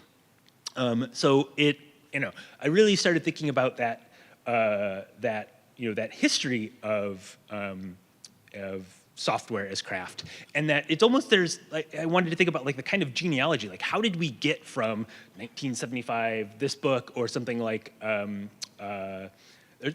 one other book, I can't remember the name of it right now, that, where it kind of came out in the 70s, and then there's this seemingly large gap until like the late 90s, early 2000s, where they're kind of writing about this way of approaching programming again. And it also gives me the sense of like, if we see that evolution of how it went from what it was in the 70s to what it became in the late 90s, early 2000s, that Agile came out of a very specific moment in time. It's not just like this universally applicable, always true Platonic ideal of developing. It's a specific point in time. Software had changed, languages had changed, how you worked had changed. And it was it gave me just a sense of like, well, maybe there's times where Agile isn't the right approach in a thing for particular reasons. When you see something in its context like that, it really helps. And I think a really great way to get at that context, that idea of the context, is to talk about actually some of the bad ideas in this book. And there were a few, but the one I'm gonna focus on is it was the top-down approach to programming. It was their kind of idea of do the, think first, code later, but writ large. So they recommended that you write all of your code as pseudocode before you write anything. So plan it all out. Get all your variable names, all your inputs and outputs, all your modules and submodules. Design it all in pseudocode, and then once you've got it ready, then you write it up and you ship it off, whatever you got to do to get it done. And it felt like the kind of Agile boogeyman of waterfall, this kind of terrible, like, do it all at once and then pass it all over. But what I realized as I started reading more about COBOL, because this book led me to read several other books about COBOL, is that there was a context there that, when you wrote COBOL, you wrote it on sheets like that. And you either hand wrote it or typed it out, and then someone took that sheet, at least this was true in the 70s, took that sheet and converted it to punch cards. And then those punch cards were loaded into a computer, and then your data was loaded into that computer, and then you could run your program. So the feedback loop from trying an idea in writing your code to actually seeing whether or not it works was astronomical compared to like what we have now with REPLs and, test suites that run in 30 seconds and things like that. Like, it just wasn't an option. And so it was really expensive to go back and fix those mistakes. So they really had to design a process around that, something that would work for that way of programming. And I think that idea of like thinking about whether a technology is good or bad, irrespective of the context in which it was, or a process or whatever, irrespective of how it was actually working, doesn't make any sense, and it leaves you like poorer for it. And I think this happens a lot in libraries. We're told, hey, there's this new way to write front end. There's this new way to deploy Kubernetes. There's this new whatever. And they're like, it's great. All the docs say it's wonderful. It's going to work. It works for everybody. But the question is, who is that context that it makes sense for? Does it make sense for a team of 2 developers in a library that support 7 different applications and only come back to it once every 2 months? Because that's been my experience in a lot of libraries. Or does it make sense for a bigger organization. And asking those questions about in what context is this a good or a bad thing is always something that we need to be working on and something that we need to apply. And I think we can, if we figure out how to apply these patterns other places, like take things that we learn from historical backdrops about code, about like older programming languages, even ones that we're not going to use. We're never going to write a line of COBOL, which I am never going to write a line of COBOL.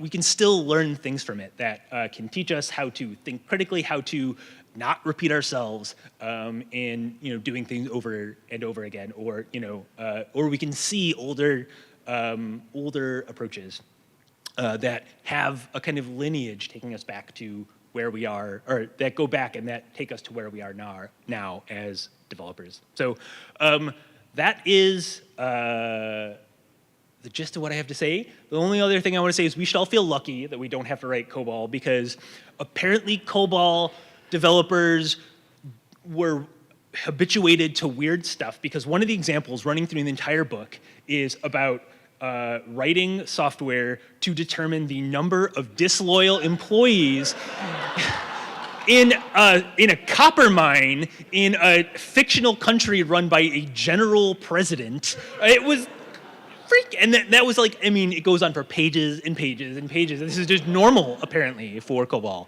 So that's all I have, and thank you.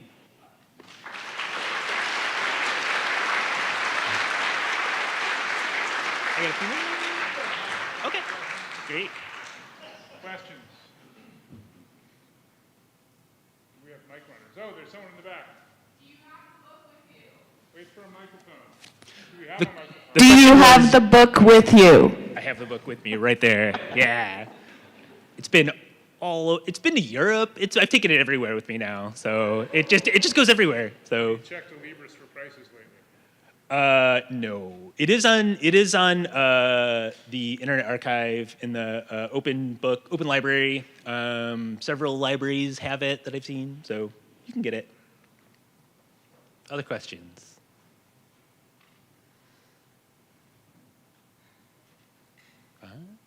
Three. All right. Let's get us back on track. All right. Thank you.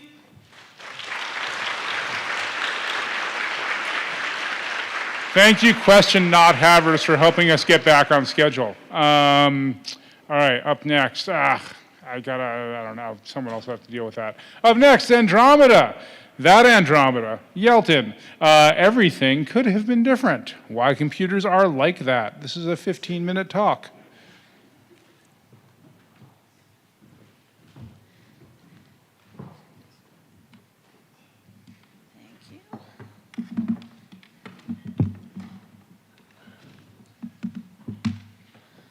Okay. Let me make sure that I have the right settings for my display, which I hope I do. We'll find out. Anyway. No, that was not it. Oh, is this a PDF?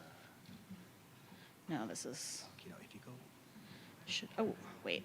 You re-entered it.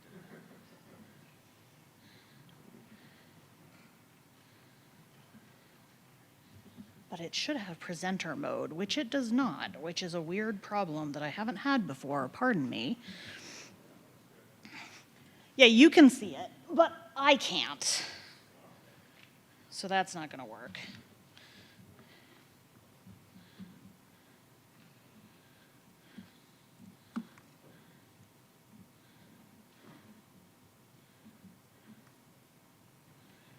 Why is it not?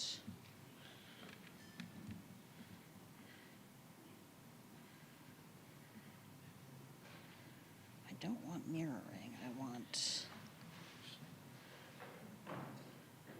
extended display, but the other way around. Oh.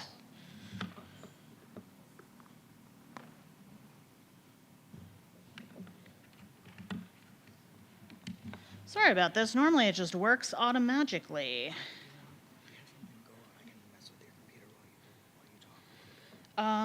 Yes, you can mess with my computer while I talk for a bit. That sounds great.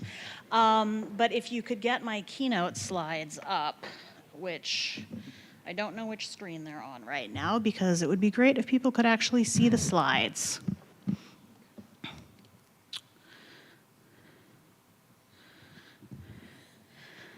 All right, well, everything could have been different. Why computers are like that. And now my slides have vanished. So I'm just going to talk about what I know is on slide 2, and maybe you can see it on OSF. So if we were looking at slide 2 right now, we would see a map of the Earth with a pin dropped on Ann Arbor, and it would say, we are here. And we are, of course, literally like here in Ann Arbor. But we're also here in a world where databases have rows that represent items and columns that represent properties in those items. And we are in a world where little packets of data wend their way around the internet from point to point, traversing in a variety of ways to get to the place that they are trying to go. And I have no idea why that's in a weird presenter mode. You know what, look at the Keynote, like, is there something in the Keynote settings itself about a presenter mode? Because it should. Anyway, and then if I were looking at slide 3, I would be giving a shout out to Professor Harry Lewis's book on ideas that created the future, Classic Papers of Computer Science. Because where I got this talk from is basically I had the good fortune to take his class at one point in which every week we read a couple of classic computer science papers. Ooh, that's more promising. We'll work with that. I can't see my presenter notes, but you can see the slides, so we're going to go with it. Anyway, we just read classic papers of computer science and discussed them. I will drop in a bibliography in Slack later, but you can also get this book from MIT Press and read some of his commentary about it, and historical CS papers are bangers. So, the first one we're going to talk about is called Reliable Digital Communication Systems Using Unreliable Network Repeater Nodes by Paul Barron in 1960. And because I cannot see my presenter notes at this time, I cannot read you the truly awesome quote from the beginning of the paper, but basically, he's talking about how sunny 1960 is more optimistic than in the 1950s, because in the 1950s, we basically believed that if nuclear war happened, we were just all gonna die and there was nothing you could do about it. But in the relatively optimistic 1960s, while we still believed that nuclear war was an imminent threat, we had begun to believe that there were things we could do to mitigate the consequences. So maybe we should get on that. And that is what he is doing with this paper. So the status quo for communication networks in Paul Barron's time is that the telephone system is circuit switched. And that means there is a physical circuit that goes from your telephone through, wherever it goes, to a switchboard where an operator will unplug and replug things to connect the physical circuit through to whomever you are calling. And so this means that telephone networks are inherently centralized. They have to have these central switchboards. They can use redundancy to protect against breakage of the components, but they need human intelligence in these centers to identify potentially defective bits of wiring or plugs or whatever, and switch those. There's not sort of an automatic fallback. And so that means you have a serious single point of failure. And should this nice young lady be hit by a nuclear bomb, everyone that she's trying to connect over the telephone system will be unable to communicate. Paul Barron, to be fair, was not particularly worried about her, but he was worried about if members of Congress are off in their respective districts, they will be unable to communicate with one another, and for this reason, they will not talk to one another or conduct business, a thing Paul Barron thought they would do if they could communicate, and wanted to help them with. So Paul Barron starts thinking about network topologies. And so we have on the one side here, on the left here, if we have a bunch of communication stations and each of them simply has a link to the previous and the next communication network. He says this is a network with a redundancy of 1, because if you take out one of these circles, one of these communication nodes, you have now severed the network into 2 discontinuous pieces that cannot talk to one another. There was a single point of failure. That was a bummer. By contrast, on the right, this much more webby interlinked network has a redundancy of 4 because you have to take out the 4 nodes surrounding a given node to fully isolate one of these central nodes from the network. If you only take out 1, 2, or 3, information can still route around those to a particular pathway, and the total sort of connected network can still be pretty big. Cool, so let's start bombing virtual networks. He had a programmer, Miss Charlotte Perrine, whom he thanked in his acknowledgements for her speed and rapidity in constructing the Monte Carlo simulations, where they randomly destroyed network communication stations represented as open circles in this. And then they looked at how big were the networks that remained connected to each other. So the big white area here is an area whose stations can still talk to one another. And then the darker cross-hatched areas are smaller networks that have internal communications but can't reach out to that larger network. And he was wondering, well, how does network redundancy affect how big that remaining communications network is? And so these are graphs I took straight from the paper. It's like 1960 typography. It's great. If you have a network like that first one with a redundancy of 1, where each node is just connected to the previous and the following, then even if the probability of destruction of a node is quite low, you sever the network almost instantly. And most of your communications capacity is lost, even if there's not so very many nuclear bombs going around. On the other hand, if you have high network redundancy, that redundancy 4 network that he showed, you can jack that probability of destruction of a station all the way up to like 50%, and your entire network is still likely to be in communication. And even as you get even worse than that, you still have fairly large contiguous networks until you've destroyed like most of your communications system. And so, like, that's cool. He has some interesting digressions actually about how this network geometry has implications for the actual hardware you need to build this at to retain a reasonable cost, and like that all turned out to be how it worked. It's very cool. So yeah, now we have a world that is basically like this, right? We send packets of data out on the internet, and they can traverse many, many paths to get to where they ultimately go, and that's cool. But this paper is also a reminder that the internet still does have that physical hardware component, and you can, if you're not thoughtful about your network redundancy, for example, sever the entire nation of Armenia from the rest of the internet using a backhoe if it only has one connection. This is a thing that happened. You can also have a huge fraction of, say, your satellite communications infrastructure be under the command of a single point of failure narcissist megalomaniac. So you still need to have some thought, not just to protocols, but also to architecture. Anyway, now Congress can talk to one another and everything's fine. Paper number 2, a relational model of data for large shared data banks. We are jumping forward 10 years to 1970, and that's important because E.F. Codd's paper here is one that could only have been written after we had been programming computers long enough for them to really annoy us. So, quote from his paper here. Many of the existing formatted data systems provide users with tree-structured files or slightly more general network models of the data. Application programs developed to work with these systems tend to be logically impaired if the trees or networks are changed in structure. And so what he's talking about here is literally your database is like how you would think of a file system today. If you want to find data, you have to know where it is located in the hierarchical structure of data tables. And if you want to issue a query, there might be tables nested like 30 tables deep, and you have to know how to traverse those in order to construct whatever query it is that you would like to.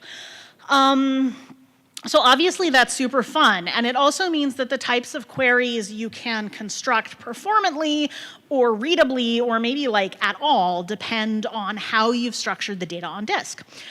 And so he gives these examples of potential ways a database might be structured if it's keeping track of parts and projects and which projects are using which parts for like a supply chain kind of thing. So you might have projects as a top-level table, and then parts are subordinate to that. Or you might have parts as a top-level table, and projects are subordinate to that. Or you might have separate tables of parts and projects and uses, which parts are used by which project.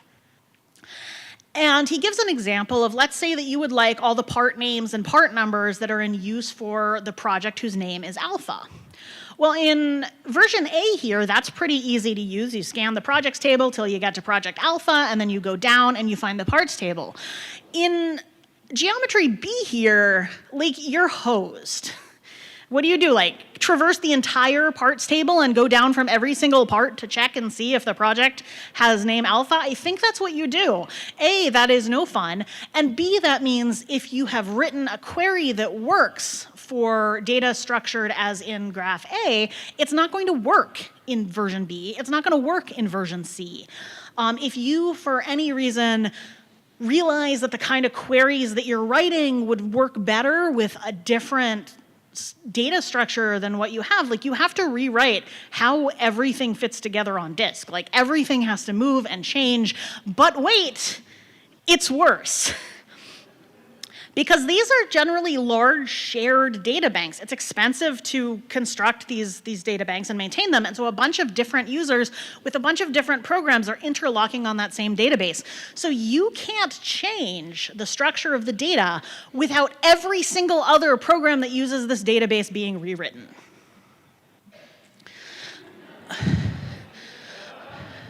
So that was not great. And like I said, this is a paper that could only have been written once computers were around long enough to really freaking irritate us. So what does COD do about this? COD basically invents modern databases. He invents the relational view of data. If you've ever wondered why it's called relational databases, even though it seems the first thing you do when you put data in them is like tear apart all the relationships and turn them into disembodied things, it's a math thing. It's a very mathematical definition of the term relationship, and frankly, one of the most delightful things about this paper is that for the first 5 pages, it's like unbelievably pragmatic and UX centered, and for the last like 8 pages, it just like takes off the math chain and goes to town. It's cool that way. It's interesting thinking that this guy had both of these in his brain. So he invents this relational structure of data and gets very math on it. He invents primary keys more or less as we know them now, having decided that a location on disk is a bad primary key. He invents normal form. So if you've ever taken like a databases class and worked with database normalization, yeah, like it's in this paper. He basically invents SQL. Like, he doesn't write the spec or implement it, but he pretty much says, once you have data structured like this, you're gonna need a language that can do like joins and selects. He creates the roadmap for like what SQL is going to be. While he's at it, he also has this quote I have to throw in just because it is delightful to me. It says, "The relational view provides a means of describing data with its natural structure only." Yeah, bold claim there, COD, that data has a natural structure. Bold claim. Anyway, in summary, firstly, I apologize. My talk said I would talk about how a neuropsychologist and a tragic genius invented neural nets in 1943. In the interest of time, I couldn't really put that in, but it is also a banger. Please do ask me about it. In summary, 1, historical CS papers are bangers. I hope you will go and read them. They're really interesting. It is cool seeing people grapple with problems that are not the same as the ones we are grappling with today, and getting your brains around, like, there was this whole other universe like we could have ended up in with computing. CS, as Chad so vividly demonstrated to us right before this, CS has a history, and it's like actually sort of long. The part of me that got a classics degree feels weird saying that it's long, but the part of me that knows that the papers I just told you about are like both older than me, like, this stuff has been around for a while. We got here because people made decisions, like just people like us. We're trying to solve problems, like we solve problems. And they came up with things that they thought would solve them, like packet switching data so that Congress could talk to each other, or having databases that let you be flexible about the programs you write on top of them. Like, cool. Different people could have made different decisions. Everything could have been different. Thank you.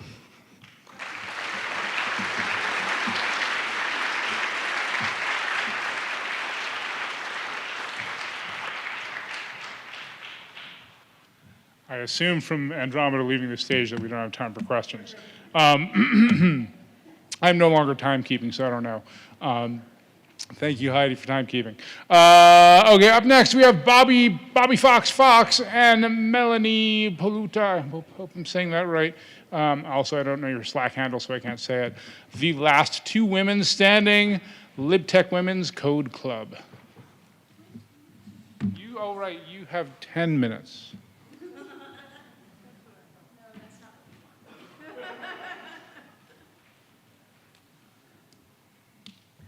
That's not going to help. Yeah, that's not what we want. Yeah. Well, no, no. I can get to it from here. Oh, we can't get to it from here. Hold a second. Oh, because I'm not. It's not on the. You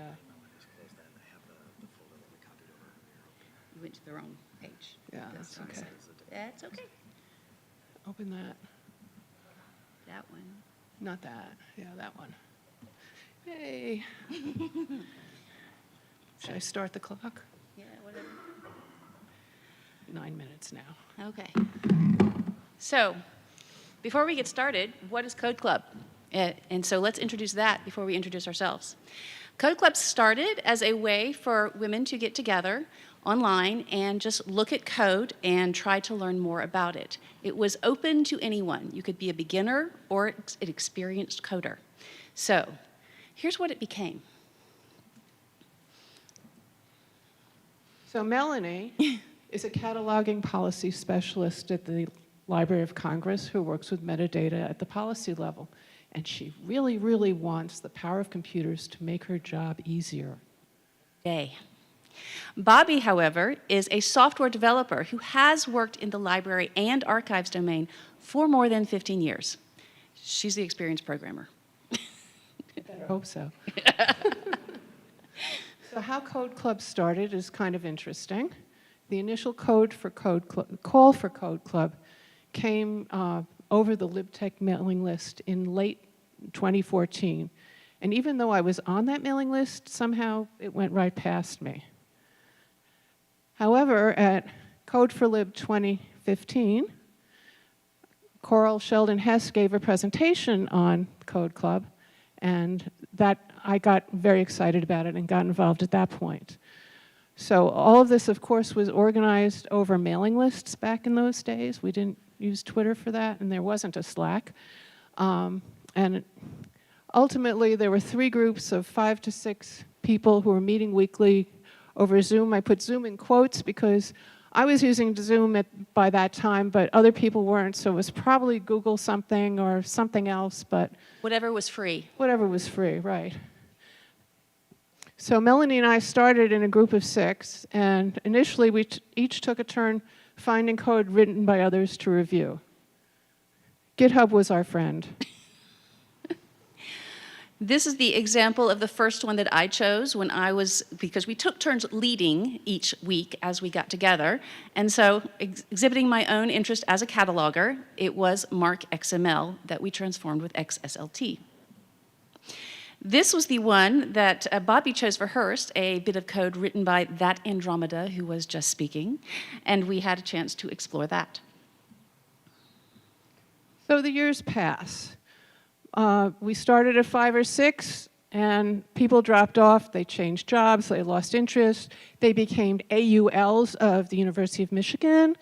But eventually, we kept meeting.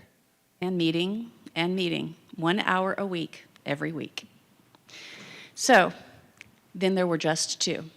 So at that point, we just kind of kept going and followed our own interests. We were exploring Sparkle capabilities because this is something that is something I needed to understand more about. We focused eventually on learning Python. She didn't know Python, but she knew code. I hadn't written any code since I was in high school in the mid-'80s when I used Pascal. We used a lot of free sites for training exercises. And eventually, we started writing code because I would ask Bobi a question. Can we do this? In the process, we used a bunch of different free sites on the web. Here are a list of some of the ones we used that we could discover in our archive of notes somewhere. All of these were freely available and something we worked our way through. Over time, though, we did start to write code. So here are some that we actually have developed. First, we actually took a thing where we compiled the spreadsheets of RDA, the resource description and access that the catalogers use these days, elements to the unconstrained elements, which is something I needed. We also worked on a classification cuttering correction program. Try saying that 5 times fast. It is still unfinished because cuttering is complex. But the one we just most recently made a good progress on was actually authority file extraction, where we used a Python program, especially PyMark, which I'm sure many of you are familiar with, to extract data into spreadsheets for projects that I need to do. So what did we get out of it? Melanie learned about software development, how to think in code, what a software developer needs, and how to talk to a software developer, and make the software developer repeat back to her what she thought Melanie needed, and where coding can benefit you versus where you need a human being. See Cuttering, previous slide. Yeah. What did Bobi get out of it? Well, she learned a lot about how librarians think, and especially catalogers, or especially one cataloger in particular. And she learned that she really, really hates Sparkle. Really, really hates Sparkle. We left that as quickly as she could. But we also got some mutual benefits. Both of us learned that text normalization matters. Exception handling and error testing used to happen early and often. And we both got the great benefit of friendship and mentoring. 9 years of meeting will do that to you. Yeah. So if people are inspired by this and want to join in, they should get in touch with one of us. So thank you for listening. Thank you especially to Coral for kicking off Code Club and for the many women of libtechwomen.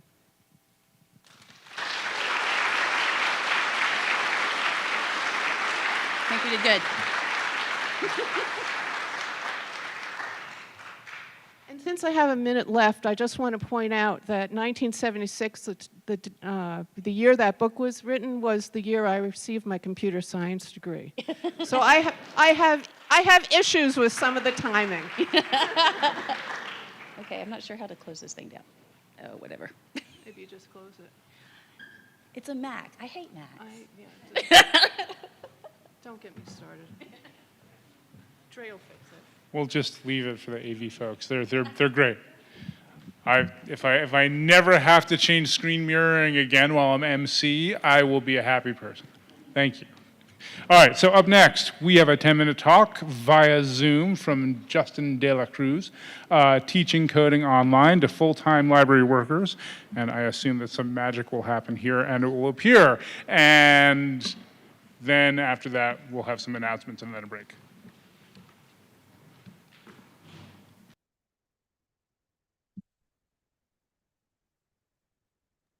Hello, am I appearing? I hear an echo. Yes, we are hearing you. Okay, great. I don't hear an echo anymore. Hello, my name is Justin de la Cruz, and I'm here to talk about our class that we held recently about teaching code to full-time library workers. My organization is the National Center for Data Services, a network of the National Library of Medicine. If you search for NNLM NCDS, you'll find us online. And our organization is under the National Library of Medicine and part of the National Institutes of Health. So we try and advance all of their causes, and we focus on developing data capacity and health information professionals. We do this by teaching research data management, teaching data science, talking about all the issues that librarians in this area would face, and doing outreach, doing webinars, all those kinds of things. All of our work is available for free online, so if you see anything coming up, you can register and join for free because we are federally funded. And this is our team. I'm based out of NYU's Langone Health Medical Library, and the people I work with there are the data services team there. So they provide services to the NYU community, and we partner with them to develop our educational content. Going a little fast because I have a lot of information. I want to get through all of it. So this class was called the Fundamentals of Data Science. And what we did, it's a 9-week class online in Moodle. And we looked for people with little to no experience with Python, and 75 people were accepted. We got more applications than that and wanted to make sure we got people who were a good fit for the class. They wanted the right things that we were trying to teach in this class, didn't have different expectations. So we had 75 people accepted. Out of that, 54 actually started working in the class. And out of that 54, 34 completed. So that's 63% is out of the 54. But we're really heartened by this response. This is a free online class people do in their free time. And we're glad to see over half completing it when there are a lot of difficult coding concepts for people who did not have experience with Python before. We did hire 8 people who worked in libraries and were familiar with Python to help mentor people through the class. We called them community experts. And our course objectives were to employ analytical thinking, so have people think about what programming is doing and have them start thinking in step-by-step procedures. We wanted them to consider ethical practices as we go through, and this is something we try to inject into all of our educational offerings. Think about what we're doing with data, who's doing it, who's it benefiting, if there are biases and things like that.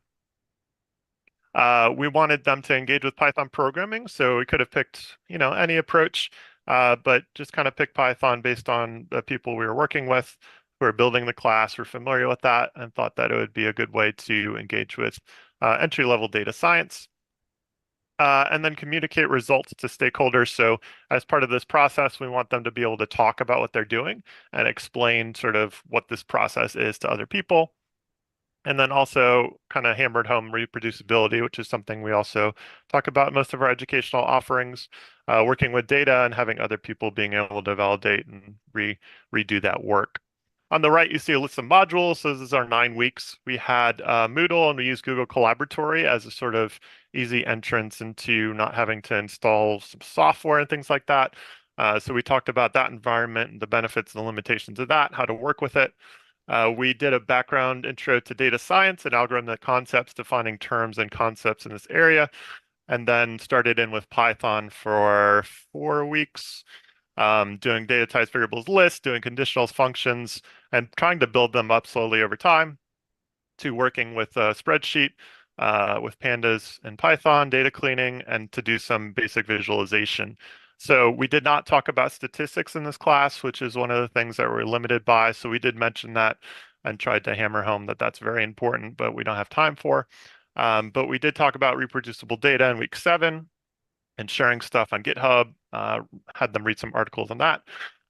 We had a catch-up week where there's no new assignments and everybody could just kind of focus on what they may have missed. These are working professionals. They probably had some things going on at work and may have missed a week or 2 of assignments. So all of the deadlines were at the final week, so they could catch up at that week. And then the final project was to create 2 of their own data visualizations by working with data in Python. The way we tried to do this was to create instructional videos ourselves. So we showed code, we built the notebooks and did videos of us working through the notebooks and showing what the code is doing step by step. We linked to tutorials and other videos on YouTube to try and provide outside perspectives and different voices, people coding, especially people of color and women, to show those voices in the videos. And just show different approaches. Everybody can do something slightly different in code and have the same results. So just to show some different ways of approaching it. We had readings on reproducibility, so some great articles on using GitHub and actually working with Jupyter and notebooks and things like that. And then we had assignments every week and discussion topics every week that we thought would apply to real world examples that they might find in their work, working with libraries, working with researchers. And then we based the final project on a data set from the NIH National Cancer Institute. Every year they have an annual survey where they ask Americans about their information on health, where they get it, how they trust it, how they interact with it, all that kind of stuff. It's a great data set I'd recommend checking out if you're interested in this area just to see what they're doing. The structure of this course is one thing I wanted to highlight in the talk is that we wanted to build something that people could do at night on weekends outside of their work if they can't dedicate working hours to this. But we also wanted to try and get them into meetings with people just to show, like, hey, we're here to support you. We can sit down, answer your questions. Everybody's got different backgrounds and experiences. You might not know certain terminology or certain ideas going on. So trying to assess where people are at, that's the 8 mentors that we hired. So meeting in small groups like that to take stock of what people are doing and to help them guide them on the final project. So we had like 3 actual meeting times during the course, and otherwise they were working on their own. The popular support that they found was question and answer discussion board, which I'd highly recommend because it led to a lot of peer opportunities for learning. Somebody would post a question, somebody else would answer, oh, hey, I spent like 2 hours on this last week. Let me show you what I did. It helped out quite a bit to have them see that other people were struggling, and that I think people being able to explain the answer also reinforced, hey, I learned something in this class and I felt good about it. I could even teach it to somebody else. So that was great. And obviously we were monitoring the discussion board. So if somebody explained something a little bit off, we could jump in and be like, oh, hey, a comment on that. Also got quite a bit of emails, one-on-one correspondence. Office hours were very slow at the beginning, but when coding kicked in a lot, they showed up more and more. And not as popular as Slack. I was very confused because I thought there would be a lot of questions in real time as people worked on stuff in Slack, but not too sure why that didn't take off. There was one group that used it for themselves, but didn't see a lot of activity on Slack. An assignment example, just very quickly to show you what we were trying to work with, the level of detail here, is to do some basic math and stats on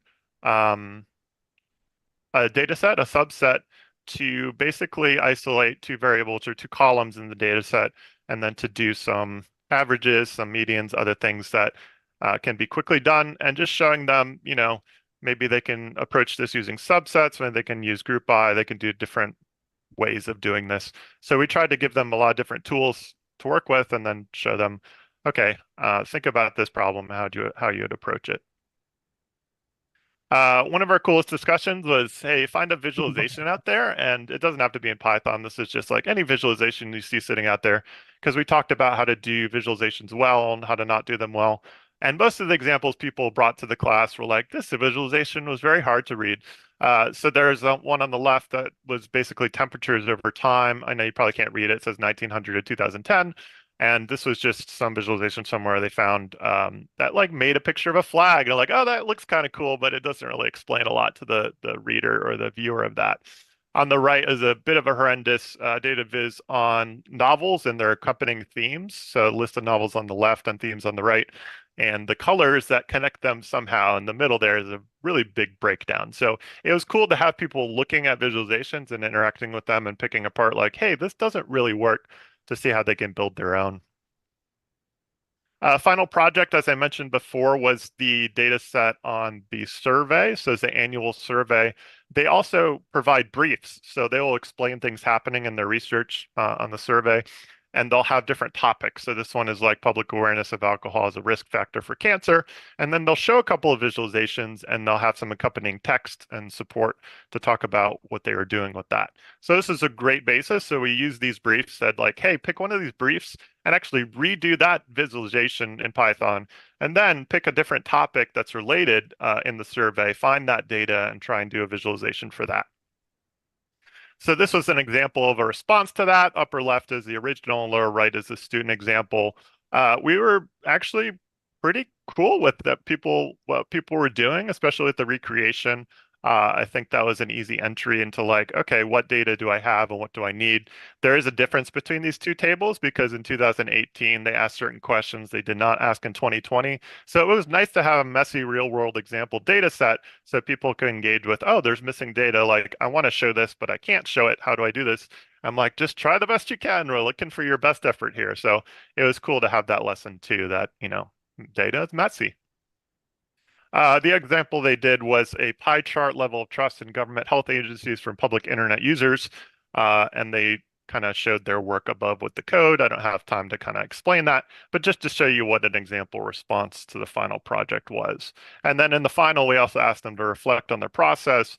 What did you learn in this? What did you think about it? How did you think about the visualizations and that kind of thing? Finally, feedback. I know I'm trying to wrap up here quickly, is that we thought that most of them felt like it was engaging, informative based on an exit survey that we had. They did think the pacing was off. This is the first time we offered this class. We're hoping to offer it routinely in the future. So we'll try and repace things. Basically, the middle 3 weeks were super intense on coding, and the other didn't have really any coding. So we'll try and space that out more so it's more of an even lift next time. But people appreciated multiple levels of support, trying it themselves on their own with the video, getting the answer key. So every week after the assignment is submitted by them, they get the answer key and can look and see what we did. And then also we had in our catch-up week, we did each assignment every day. So on day one, on Monday, we did the first module assignment and basically walked through them with it. And that was really helpful. Some people said they would have dropped out of the class if we didn't have that help available to them. So that was great. In the future, we want to restructure it so the final project is submitted slowly over time, because I think a lot of people waited to the end and just ran out of time or burned out on that. So maybe first week have like what they're going to investigate and so on and so forth. And then maybe rebrand office hours to like, let's learn together or struggle together sessions, because people said that sometimes it felt formal or that it didn't seem approachable to like go to office hours. So that has a bit of a stigma to it, I think. And then just as a bonus, I wanted to mention that after this course ended, I asked everyone who finished it if they wanted to work on a project together. So we're trying to think of a second level to this educational approach. And the idea for this was a peer learning group. And we met every week for a few months and talked about a specific project idea. And then we all worked on it together. Out of that, we do have a GitHub code repo up. And this is about searching PubMed, unrelated to this huge class, but this is the follow-up that we're trying to work on as a model for the future. So I wanted to end it there. I'm a little bit over time, so I don't know if we have time for questions, but thank you for inviting me here.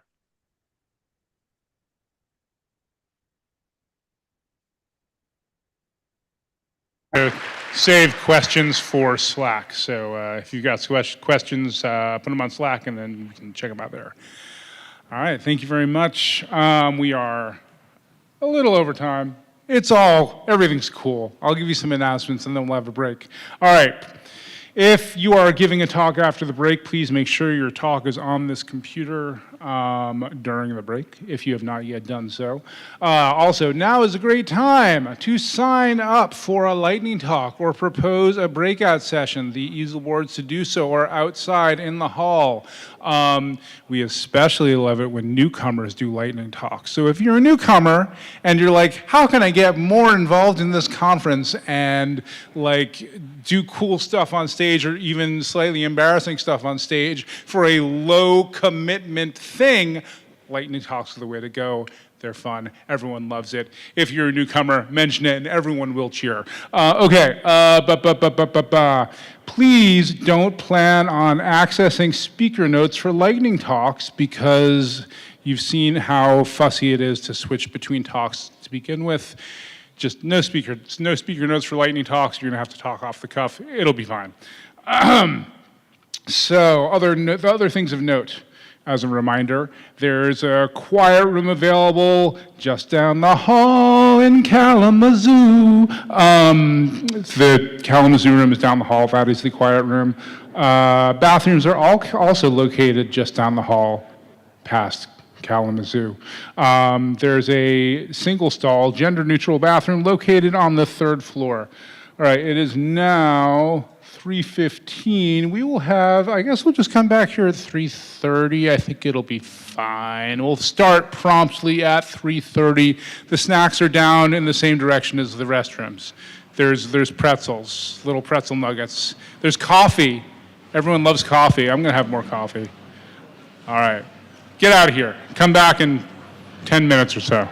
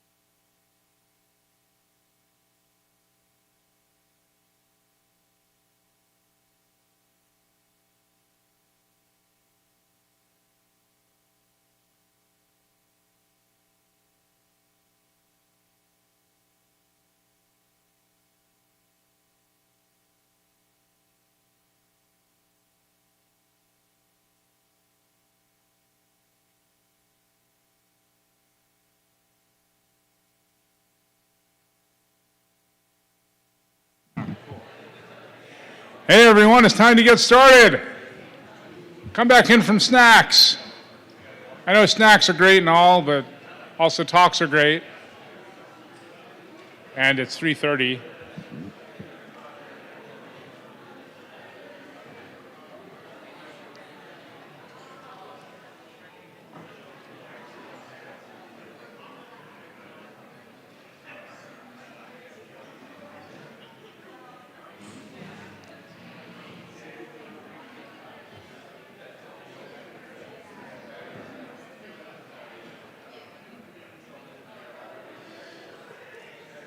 Our next talk is by Owen C. King and Ryan Harpo Harbert. So if you are those people, you should make your way. Oh, look at that. Awesome. All right, now we just have to wait for, the audience. Ooh, it got nice and quiet.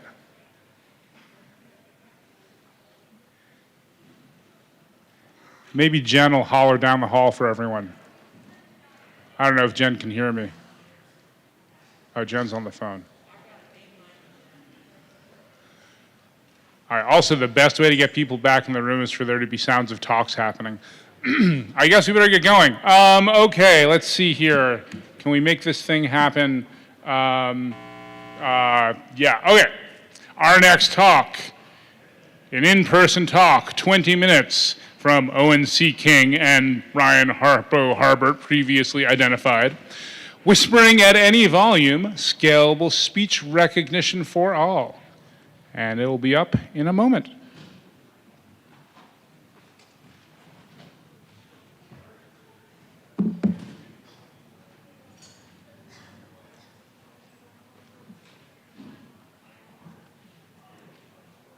Hey, can I have the USB?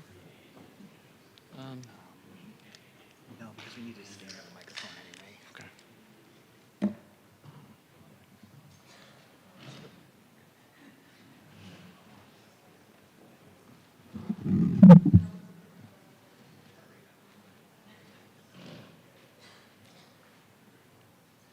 Hi, everyone. Okay, so I'm going to be talking today to you about Whisper, the automatic speech recognition system. I'm presenting with my colleague Ryan Harbert, better known as Harpo. We both work at GBH Archives, and I want to give you a little bit of institutional context. GBH Archives is part of GBH, which until a few years ago was known as WGBH. We're a public media company in the Boston area. We produce both public radio, we're an NPR partner station, and also public TV. We're a PBS member station. And so if you watch PBS occasionally, you've seen programs we produce, things like Nova and Frontline and American Experience and Antiques Roadshow.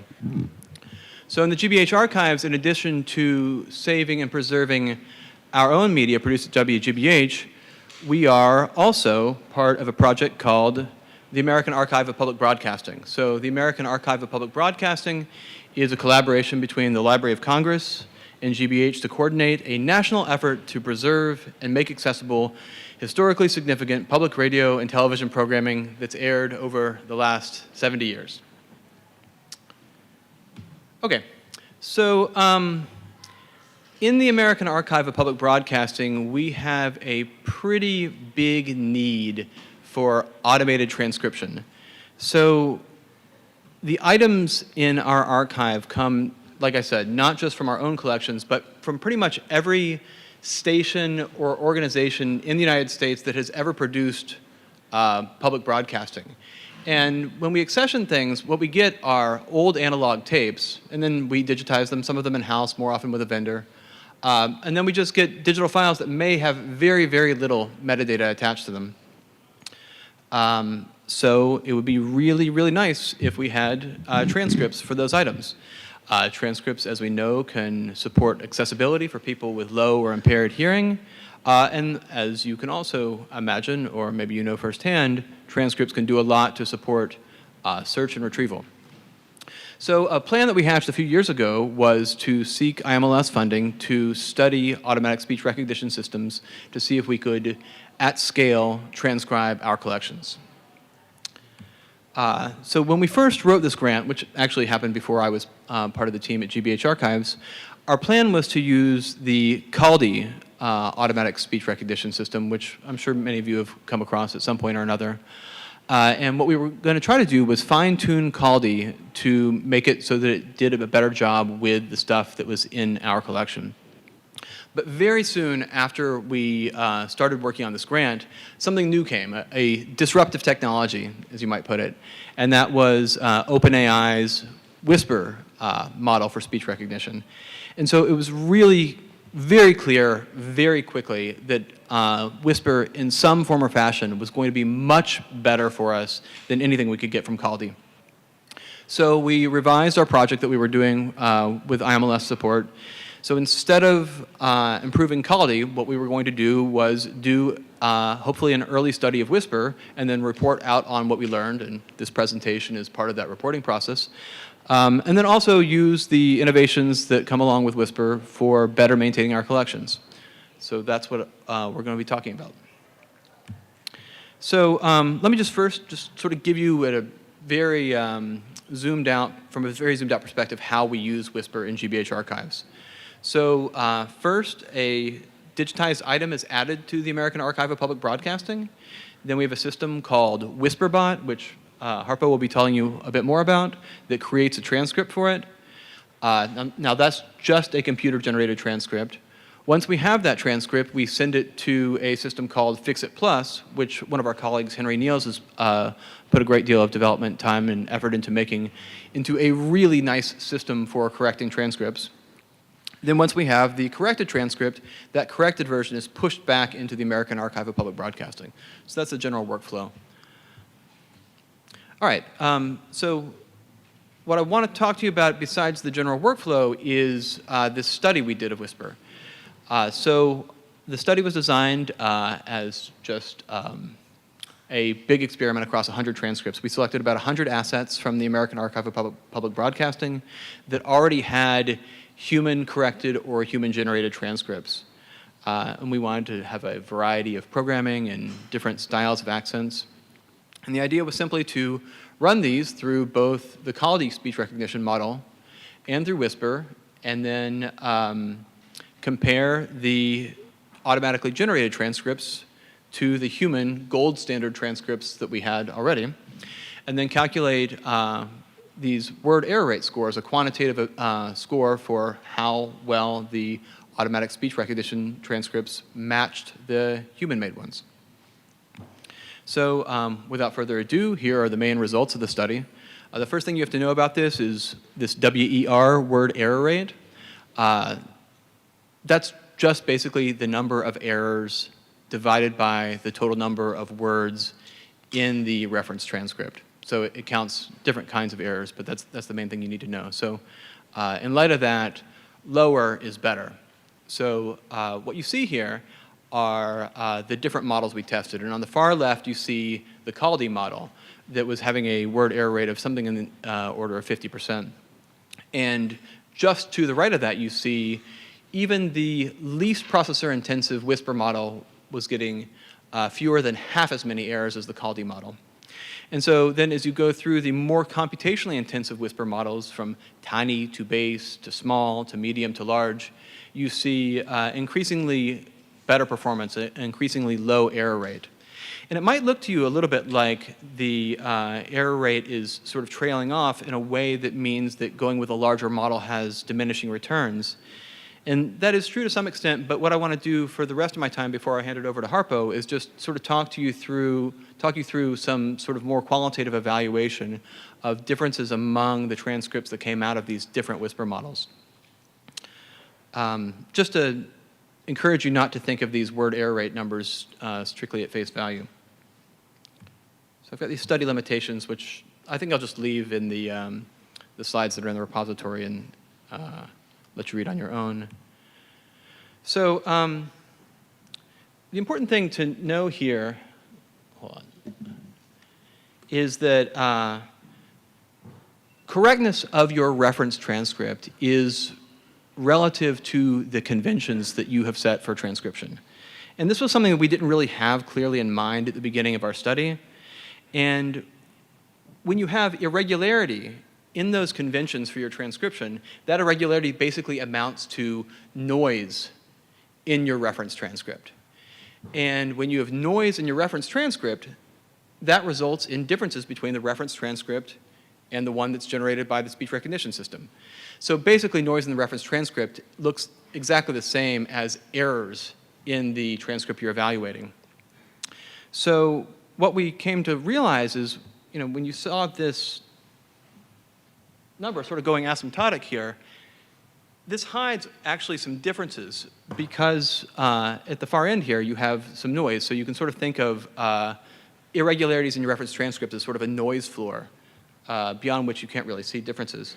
So here's a bit of a transcript that had a word error rate, one generated by Whisper, where the word error rate was close to 20%. And I don't want to walk you through all the details here, but when you look at it closely, what you actually see is the one that was generated by Whisper is arguably a better transcript than the one generated by, or that was our gold standard transcript.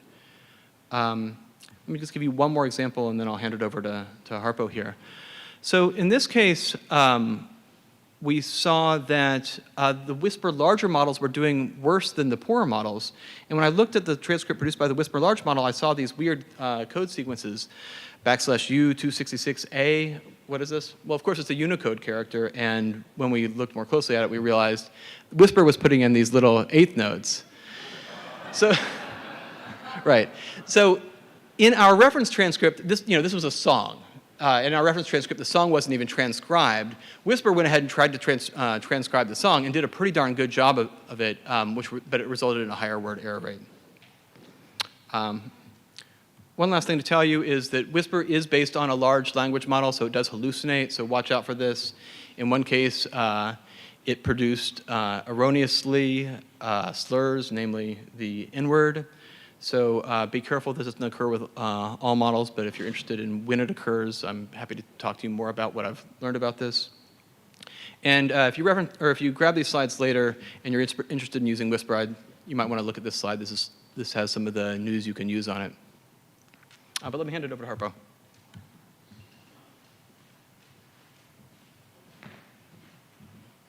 Great. Thank you so much, Owen. Like I said, my name is Ryan Harbert, but I go by Harpo. Long story, but you can find more about me at my website, harper.me. But I'm talking about a little bit more of the deployment concerns of Whisper. So Whisper in itself is just basically this research paper that OpenAI released in October 2022, along with a series of code wrapper for it so that you can run the program as a Python program, and then the actual models themselves, which here's a little just summary table of them. As you can see, the larger models are obviously larger in size, require more RAM, and take a whole lot longer to run, but you get a lot better quality out of that. And we'll go into some of the details in a minute. But installing is super simple. If you have Python installed in your system, just pip install OpenAI-Whisper, and magic, magic, magic, and then you can type in Whisper to your command line and pass it your file name of just the MP3, or if you have a video, MP4 or something, it'll use FFmpeg on your machine to get it into audio file, and then you get all these beautiful transcripts in a variety of different formats. If you have a particular one, you can select just that one that you want, but they're all the same under the hood. There are lots of options to run Whisper. This is a very truncated output example, but the most important things that you'll want to use is the model, passing in which size of model you want to use, as well as the output directory and your model directory for your local cache, as well as the languages. Whisper was trained on 98 different languages, so hopefully your language of choice is represented in that list. We do know that it is able to do more than those languages, has a little bit harder time with dialects and stuff, but there are actually more languages that it will give you usable results from than are just listed here. It can also be run inside of Python if that's your flavor of choice. Import Whisper, just as simple as running it from the command line. You can get at all the options under the hood that way, and I'll leave that to the documentation to tell you more about how to do specific things. But if you can't have Python on your computer for whatever reason, if IT has it locked down, you can also run things as a Docker image. In this case, all the extra code here is basically just setting up your cache directory so that you don't have to keep downloading the model every single time. But other than that, it basically runs exactly the same as in the Docker version versus in the Python version. We have made a pre-built Docker image available at our GitHub container repository, and all the links are available in the slides if you want to download those and check them out later. Just a special note for anyone with Apple M architecture, we have some special images available for that because otherwise things will just take forever to run. So feel free to use those tags. In terms of scaling, it's great that we can get one transcript at a time, but if we were to do that for the entire AAPB currently, that would take us over 10 years, which we don't have. So we need to think about different ways of scaling. And the first way we can do that is just horizontal scaling, which is simply to say, add more computers, throw more computers at the problem. And that's a fantastic solution and works really well up to a point. But then we have to make some other decisions about some more vertical scaling issues. For example, not just add more computers, but get bigger, more powerful computers. Also running it on a GPU gives us some tremendous advantages, but comes with extra complications we'll talk about in a minute. And then, of course, using some sort of cloud provider or Kubernetes. We're going to go over just some basics of that, but this is definitely not a Kubernetes talk, as much as I would like to give that. But in terms of the horizontal scaling component, this is really just running Whisper on more than one machine at a time. The way we do that in the GBH archives is currently with this thing we call WhisperBot.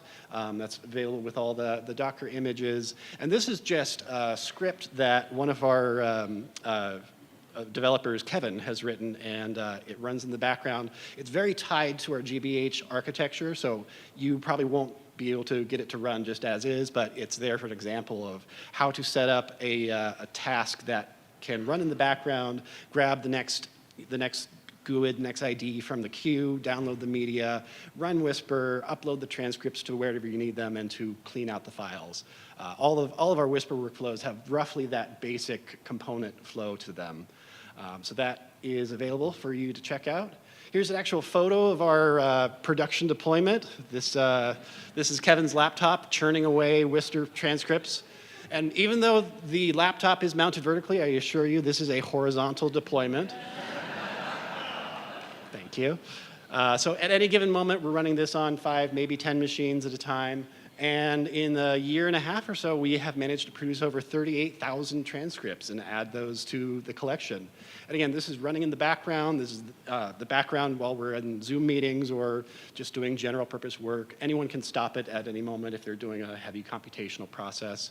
But it works day or night, and it's fantastic. But there are other benefits of doing things scaling out horizontally like this, which is that in addition to transcripts, every single Whisper transcript generates a free heated cat bed. This is Leo, and he knows the sound of the fans spinning up, so he knows his time. In terms of the vertical scaling component, Kubernetes is a lot of what we do to get computers to work together as one.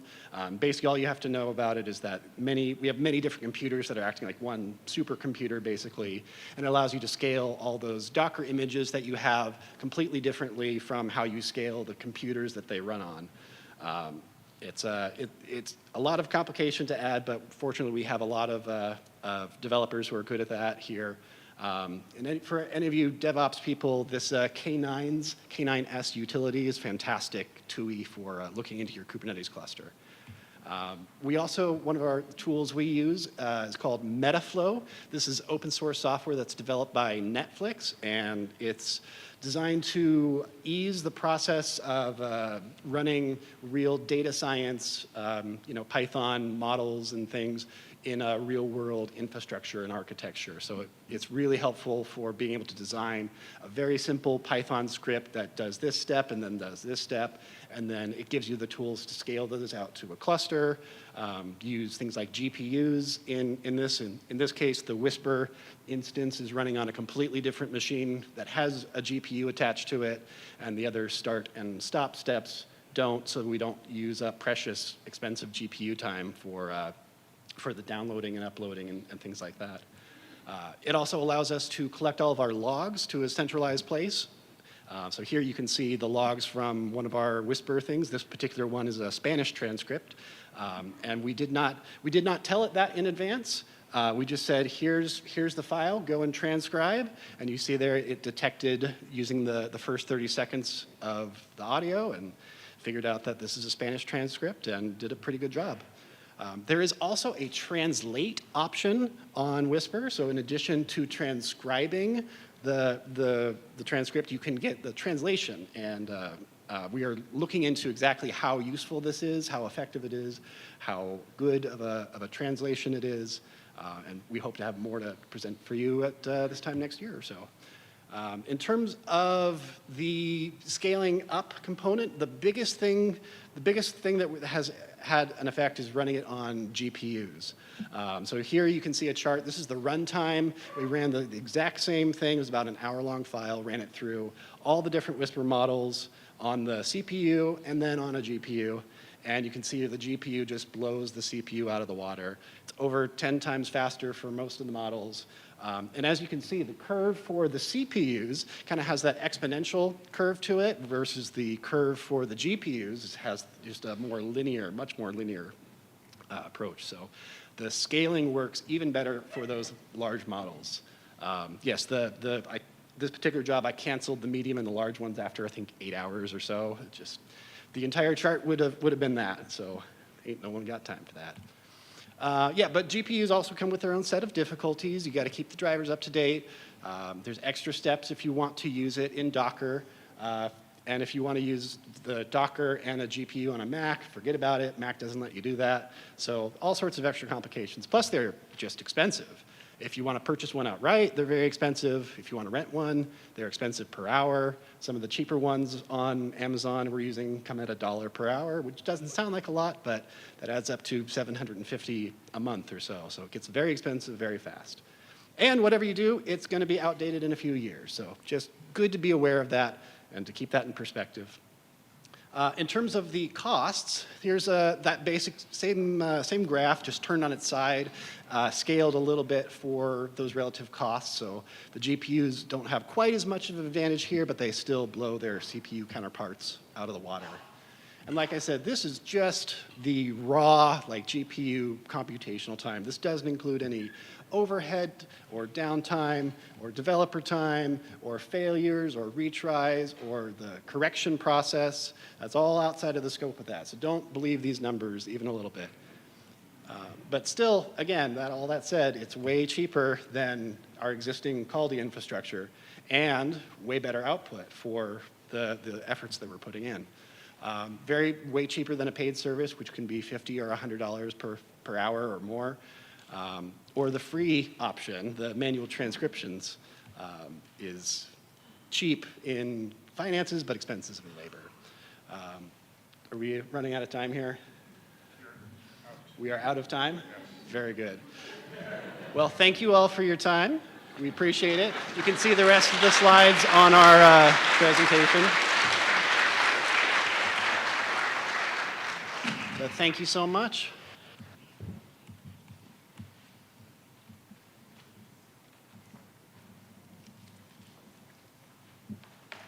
Thank you. I honestly can't tell you if we're counting the computer kerfuffling as time or not. So I just go up when the people tell me to go up. All right, up next, we have a 15-minute talk. Kristian Allen, Zoe Tucker, and Leigh Phan leveraging AI tools for automating metadata extraction. There are some people. All right.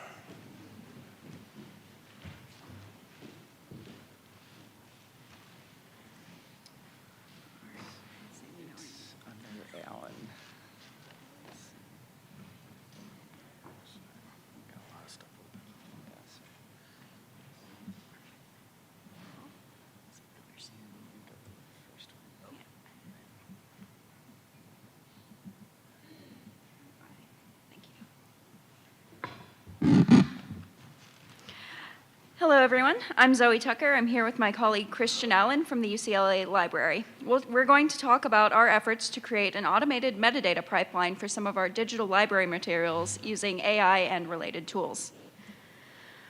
Our goal was to use low-cost tools requiring minimal configuration to extract metadata from digital content in an automated way. Cataloging librarians' time is very valuable, so we'd like to create basic metadata records that can be reviewed minimally by humans before inclusion in a catalog. For now, we're interested in digitally imaged materials such as photos, manuscripts, and newspapers.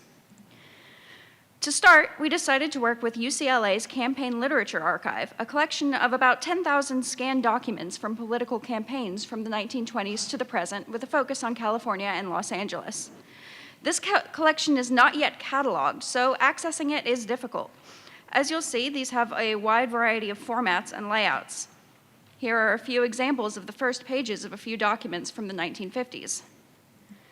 There are a lot of oddities that make automated processing of these difficult.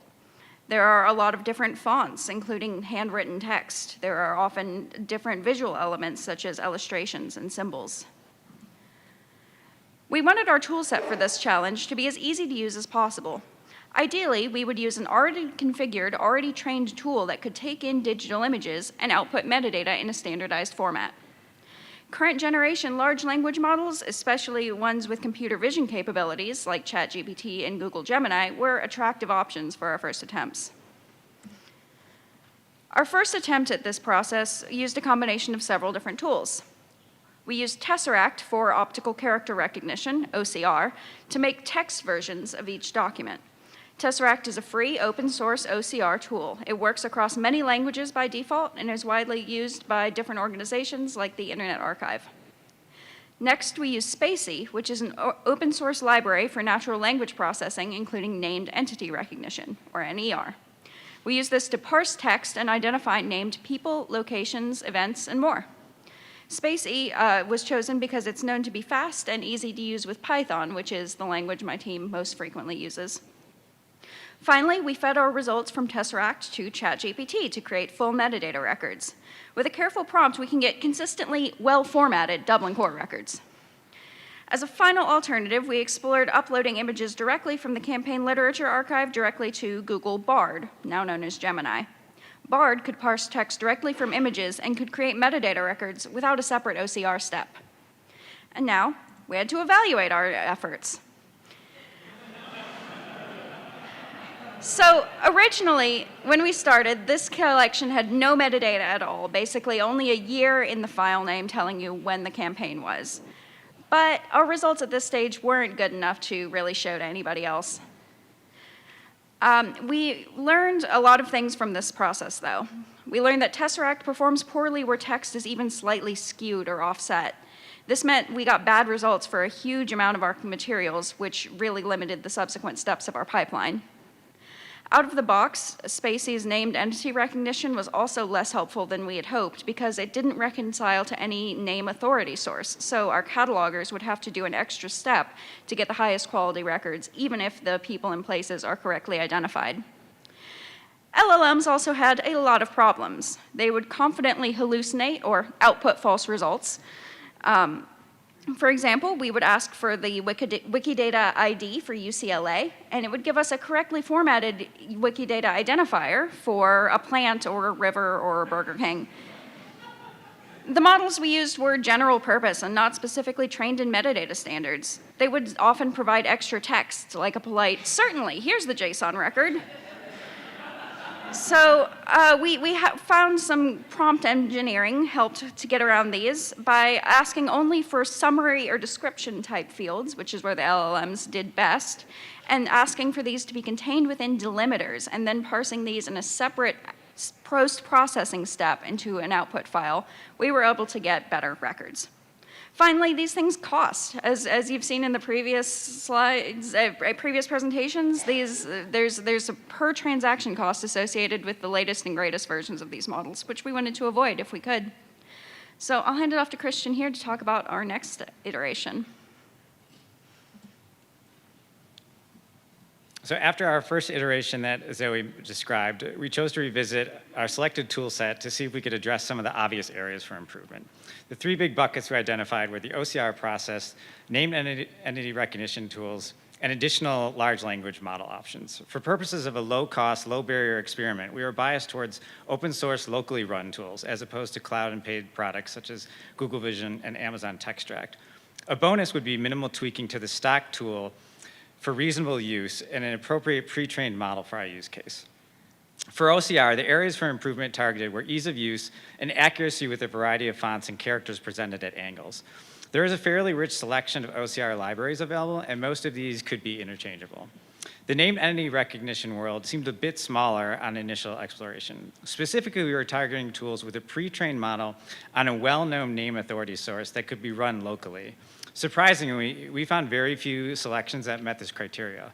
Most candidates we identified required a network connection, were abandoned and out of date, or required you to provide your own labeled training data to be of use. This narrowed our options significantly.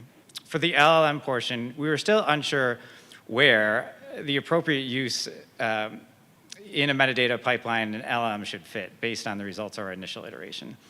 If an LLM was not effective as an all-in-one tool where you just submit an image and it just spits out the ideal metadata record, it still had value when applied with specific focus, such as Zoe highlighted, generating individual fields. If this is the case, then perhaps a local smaller model would be good enough for surgical use, such as generating summaries or abstract type fields. So for the second iteration of our pipeline, we settled on Paddle OCR for the image OCR portion, Amazon Science Refined for the named entity recognition, and OpenLlama for the LLM wrapper portion, although the model choice would require some experimentation to find an appropriate size and performance trade-off. Each of these tools still has some quirks, but they were an improvement over the initial selections. Paddle OCR was attractive due to the low configuration, pre-trained models, and robust bounding box output. However, it should be noted that the out-of-the-box model is line-based, as we'll see in an example in a moment. So that's something to consider if you require paragraph or article-based segmentation. It did perform superior to stock Tesseract on angled and novel fonts and type. The selection of Amazon Science Refined was easier and more of you win by default. Refined was one of the few tools with a recent model available trained on Wikidata and Wikipedia entries that could be run and downloaded locally. For the LLM portion, the initial step was identifying something that could be run locally and allowed the flexibility of model selection and a reasonable disk footprint. Reasonable in this instance defined as a fully fledged model under 10 gigs. We settled on OpenLlama. It was fairly turnkey to get up and running and provided a wide selection of models to choose from. So after our initial depression with the lack of tools, the all-in-one tools, we felt confident kicking the tires with the new suite of tools. And compared to the initial iteration, the second provided some marked improvements. Paddle OCR did indeed provide much increased flexibility with low effort, identifying warped, bubbled, and angled text that stock Tesseract mixed. The robust coordinate data that is output gives us a starting point for improved metadata output to generate Alto or OCR files to feed in to other visual tools. The line-based bounding box is an improvement over character-based bounding box output from stock Tesseract in our case. Refined offered some of the most improvement over the stock Spacey NER for our use case. All the default entity types tagged by Spacey were recognized in addition to locating related entries in Wikidata. Once a Wikidata ID is provided, an entity can be crosswalked to other popular name authorities, such as VOF and the Library of Congress Authorities database. The primary benefit to switch over to a local LLM is a reduction in cost and removal of the barrier of the requirement for an API key to use. The downside is some experimentation is required for the appropriate model, and a significant reduction in speed, or a significant increase in speed running locally, depending on your hardware. So let's take a look at an example result. From this pamphlet example, we can see the bounding box that are highlighted in the neon green, and text identified by the stock Paddle OCR model, along with the OCR text of the entries on the right side. Similar font types are grouped together, and depending on your use case, region-based grouping may be a superior method to identifying related text as opposed to the default line-based. And we'll see how that matters in this upcoming slide. So now that we've extracted the raw text of the document, we can run through the content through Refine to identify entity candidates suitable for use in a metadata record such as Dublin Core or mods. Shown as an example of some of the entities recognized from a brief snippet of text from the previous pamphlet. All previous spacey entities are tagged with a Wikidata ID if found. Also shown are some obvious areas for improvement. The stock OCR model is line-based, so if an entry like Manhattan Beach, which is arranged vertically, is split into two entities, Manhattan and Beach. And ideally, we'd want to group words that are in close proximity to each other, regardless of the orientation as a single entity. So if Manhattan is sitting on top of Beach, we want to group those together, not only if they're just next to follow each other horizontally. We can see, however, that the improvement from Amazon's refined in identifying the context of an entity. So in the beach example, it's tagged as Long Beach by the model due to the surrounding content of the neighboring text. For the person identities, more well-known people are identified, but an area for improvement is to augment the stock model with subject-specific data. For example, in our case of political campaign materials, integrating Ballotpedia might be a starting point for our next iteration. So we've seen an example of the output of these tools, but we'd like to highlight a method providing an environment for sharing, experimentation, and collaboration with your teammates and peers. An area that's often overlooked is the effort required for the installation, maintenance, and experimentation with these type of tools. They're complex, they depend on gigs of downloads, pinned to specific libraries, and often have missing or unclear documentation.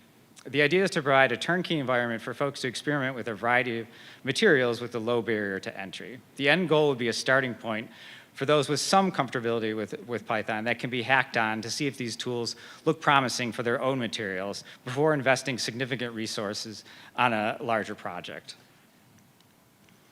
The solution we settled on was a self-contained Docker environment with Jupyter notebooks, sample materials, pre-downloaded materials, and configured to be able to run on most environments. This decision was made specifically to sacrifice GPU, speed, and other architecture-specific requirements in favor of ease of use and experimentation, focusing on leveraging AI tools for inference rather than training. The big advantage in the install process only has to be done once by someone on the team, incorporated into a Docker environment, and then it may be available for use by everyone. The downsides there to be aware of is the disk space requirement for the initial front loading of dozens of gigs of models, although this is a one-time upfront hint. And also, this speed is a significant issue if you're interested in scaling up. We still think that there are some easy wins to squeeze out before letting loose for our metadata librarians to run with. Some of the obvious candidates include the flexibility of output and OCR segmentation options to feed into other tools. So an output of Alto and HOCR are the obvious candidates here. Incorporation of additional subject matter, specific NER and LLM models, depending on the subject material. Additional homework is needed on the appropriate model and use of an LLM, if at all, in this type of environment. Anything to speed up the general feedback loop process. It can take several dozen seconds to perform inference on a CPU, so scaling up would need to be addressed if you're looking to ingest a collection of tens of thousands of documents. Also, the addition of image segmentation for identifying photographs, illustration, and charts, combined with auto-labeling tools. So Meta's Segment Anything is a candidate that we've been exploring in this space. Overall, we view the experiment as a success, providing promising results, the foundation for further exploration, and a pathway forward for integrating off-the-shelf open source tools into our cataloging and digital library materials ingest pipeline. So we'd love for folks to kick the tires with the tools on your own materials or just play around with it. And please stop by and chat with us in the hall if you have similar use cases, interests, or suggestions for improvements. And I also would like to give credit to our team members, Andy Kohler and Phan, who are also instrumental in contributing to this project. Thank you.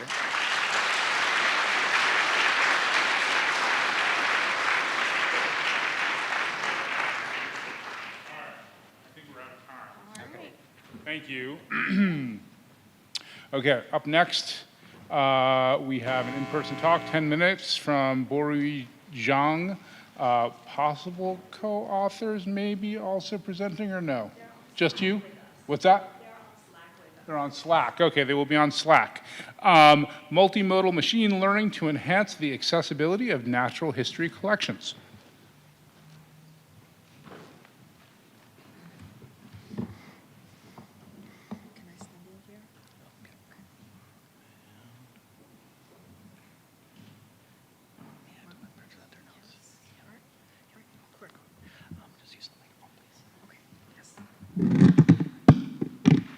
Hello, everyone. I hope you can hear me okay. I'm a little short for this microphone.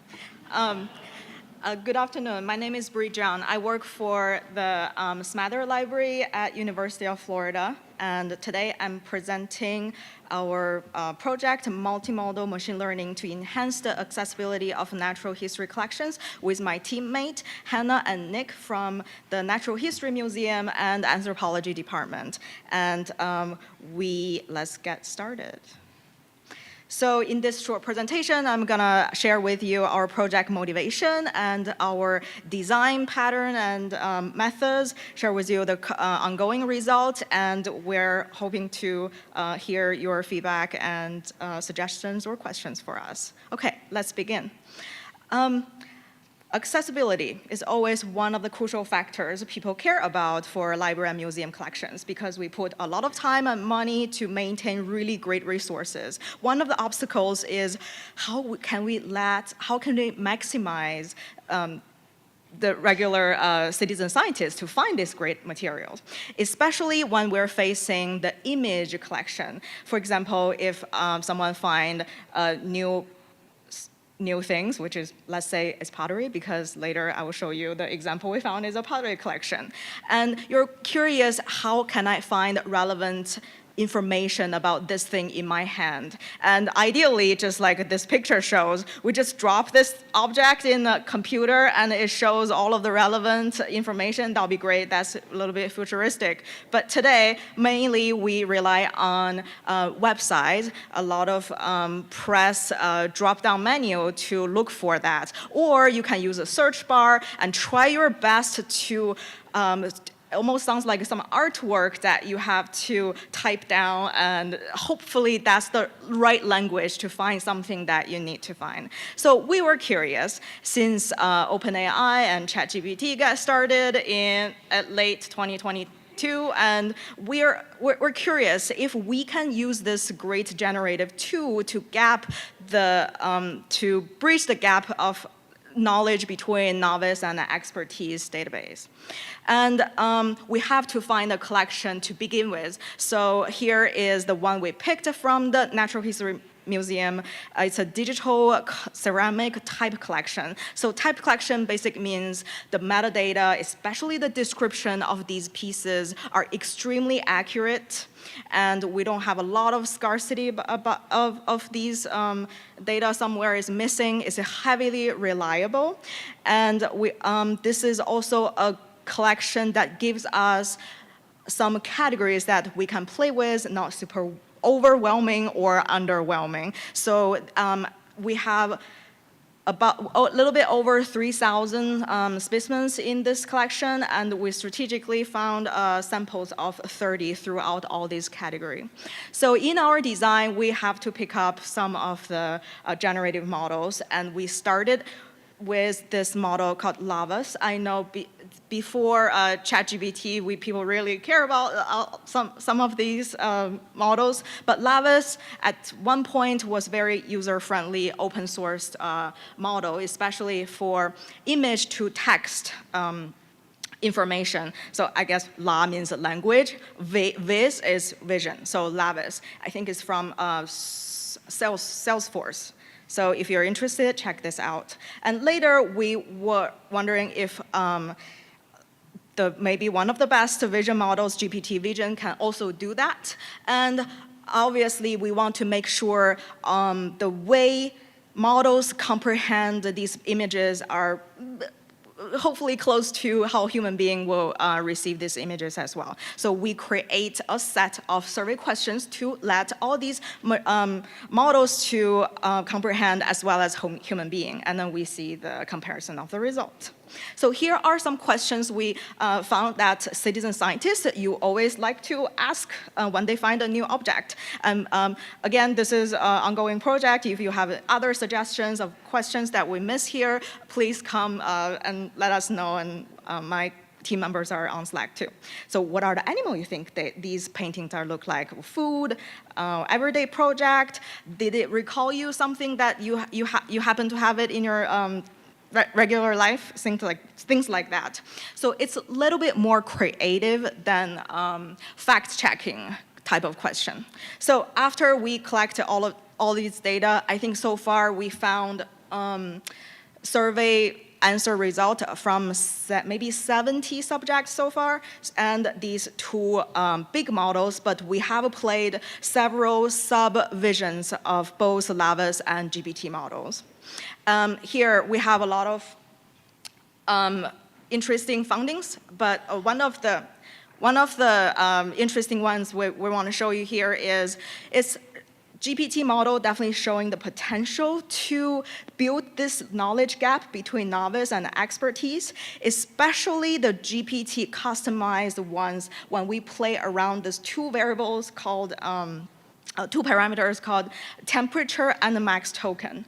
So if we try to lower the max token, lower the temperature, which means please try not be too creative. That's basically what that means. And it's actually returned much better result. Even though from this left brick, we see that there is not much difference between how similar those output looks like between these two GPT visions. But from our human review, we found that the lower temperature one are much more comprehensive and useful information.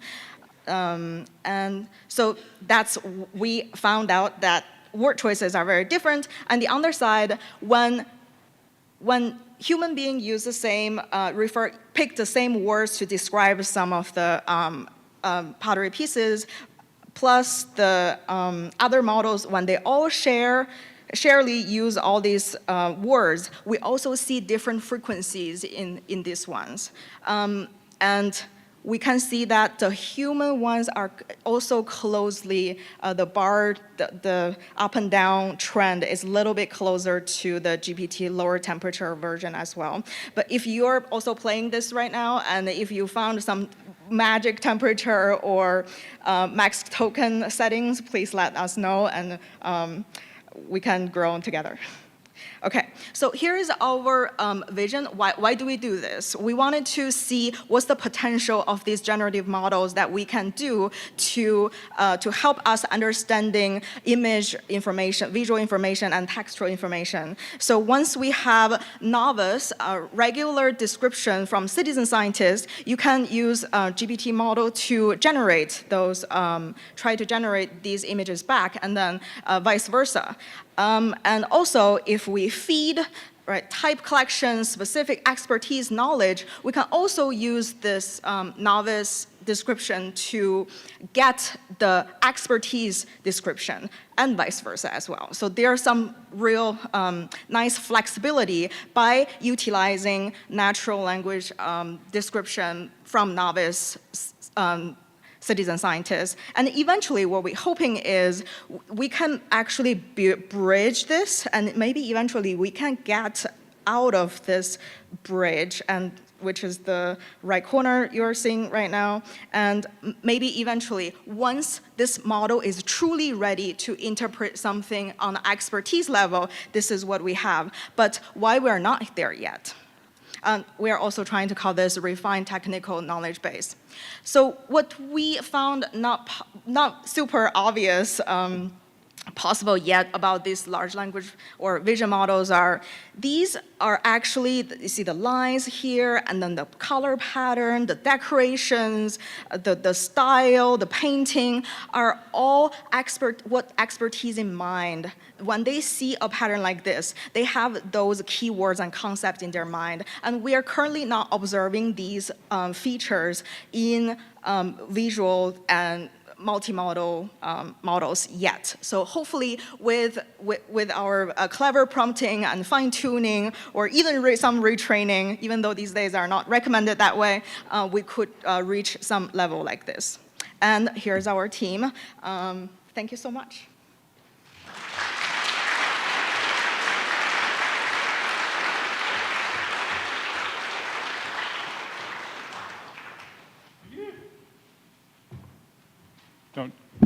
Don't type and walk, people. Okay, up next, 10-minute talk in person. Greta Heng, co-authors Kate Holovet and Narissa Lindsay, not presenting, but they are co-authors, so acknowledged in the same talk. Enhancing cataloging of electronic government documents with programming and open AI. There seems to be a theme to this block. I wonder how that happened.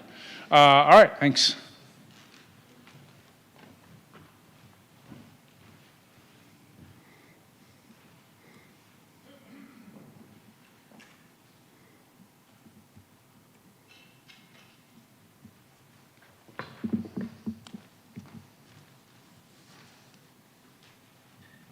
Well, good afternoon, everyone. I'm Greta Heng, the Cataloging and Metadata Strategies Librarian at San Diego State University. Last year, a few months after ChatGPT was released, my colleague, Narissa Lindsay, the head of technical services, and Kate Holovet, the government document and scholarly communication librarian, they dropped by my office with a really cool idea. They wanted to use ChatGPT to assist with cataloging e-resources.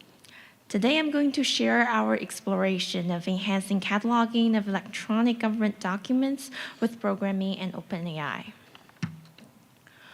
We'll start with our motivation, then we'll dive into what we found during our research and the challenges we had.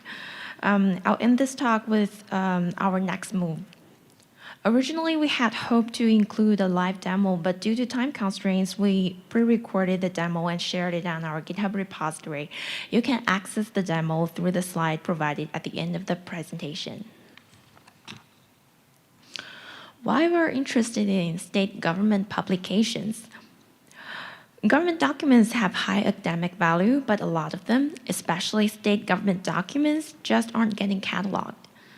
One big reason is that California state agencies are short-staffed, the same as our institution.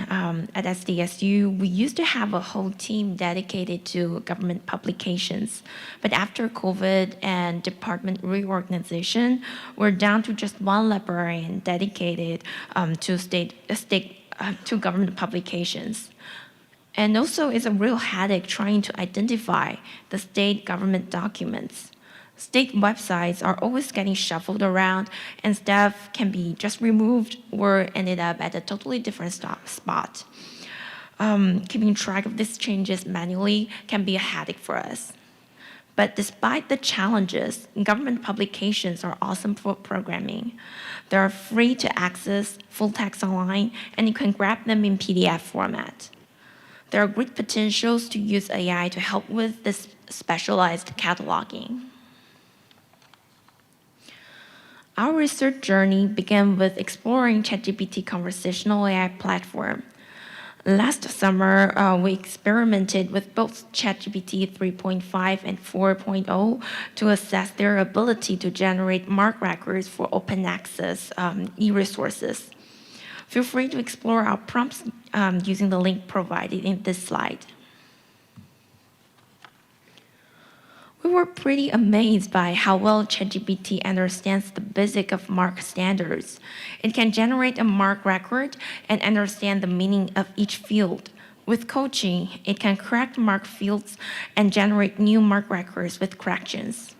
But since it did not have memory function back then, it may make the same mistake again after correction. Our exploration also uncovered some limitations of relying solely on this tool for cataloging purposes. This time, the time we invested in finding and correcting the mistake ChatGPT made was more than the time we need to create a minimal MARC record for a government document. It does not fully understand the mark cataloging rules. The fields in the record it generated seems to be pasted from another mark record with fields that are not applicable to the resource we provided. It can't do further analysis or validation. For example, it generates some invalid link in 856 field. It may make up LC subject headings and was unable to access LC databases or search for LC authorities. Having realized the limitation of ChatGPT, we knew that this tool alone cannot serve our needs. And the conversational platform is also not really good for cataloging in batch. So we had these two questions in mind. Is there a ready-to-cook AI model that we can use? Do we have to train our models? None of us are experts in natural language processing. And we then consulted with our linguistic professors and CS professors at SDSU. And we also had meetings with Microsoft Azure AI team to understand what can we do. So we decided to divide the cataloging tasks into two groups. One handled with Python, and the other group handled with AI models. We relied on the PDF metadata of government documents and mark cataloging rules to gather information for the following marked fields: the leader field, control field 005 to 008, 040 to 45 to 64, 300 fields, and 856. And we utilized AI model to analyze the government documentation's PDF files, generating summaries in 520 and uncontrolled subject headings in 653. The strength of the AI lies in its robust natural language processing capabilities, making it well-suited for the tasks of this nature. The linguistic professor also suggested us to try some free large language models on Hugging Face. This platform includes many free data models that we can use for our purpose. I'll discuss our thoughts on this platform later. So using the PDF metadata and PDF URL, we got this mark record. And since there are some limitations of this method, it's not a really good quality mark record. There are only main title included in the PDF metadata. So here we only have 245 subfield A. For our sample document, no author or publication is described in the PDF metadata, so none of them are there. We're only interested in California state government documents, so we hard-coded the place of publication into 64 and 008. We can interact with OpenAI API similar with ChatGPT by providing a message or prompt. We added a short system introduction instruction to limit the summary words and provide information to OpenAI that the input PDF is California state government publication. Then we ask it to assign at most 5 subject headings to the provided government documentations.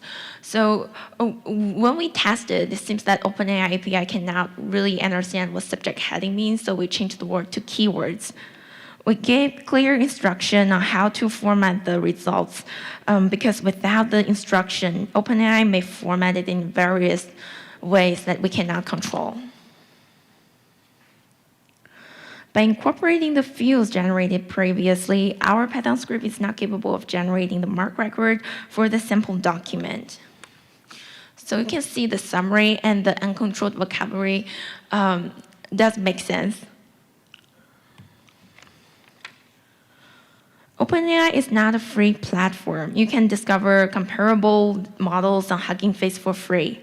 For example, BART keyword, this model delivers relatively good keywords for our test files. However, models on these platforms may be tailored for specific goals. We utilize a popular model-led large book summary to summarize the sample government publications. The wording in the summary is more like a book summary, like how the model named. Additionally, this model attempts to summarize every page, even those pages with just blank forms. So that is something to keep in mind when we're picking models from this platform. Another aspect to consider is the token limit. OpenAI offers large token limits than most of the free models on Hugging Face. We're not satisfied with our current result. ChatGPT announced that it's going to enable the memory function for users in the future. This new feature may make the training process more efficient. We're also going to explore the ChatGPT playground to learn and evaluate the role of customized ChatGPT in cataloging. We're interested in changing the uncontrolled vocabulary to controlled vocabulary, and we will look into a better and more reliable way to connect OpenAI with either the FAST database or local subject heading files.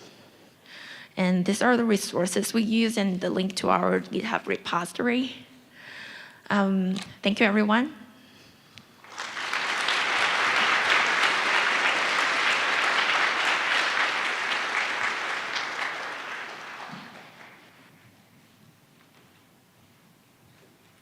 All right, up next, we've got an in-person talk, 10 minutes from David A. Wallace with Sadiq Matala, co-author not presenting. Building a walking tour app to increase knowledge and empathy for complex historical sites.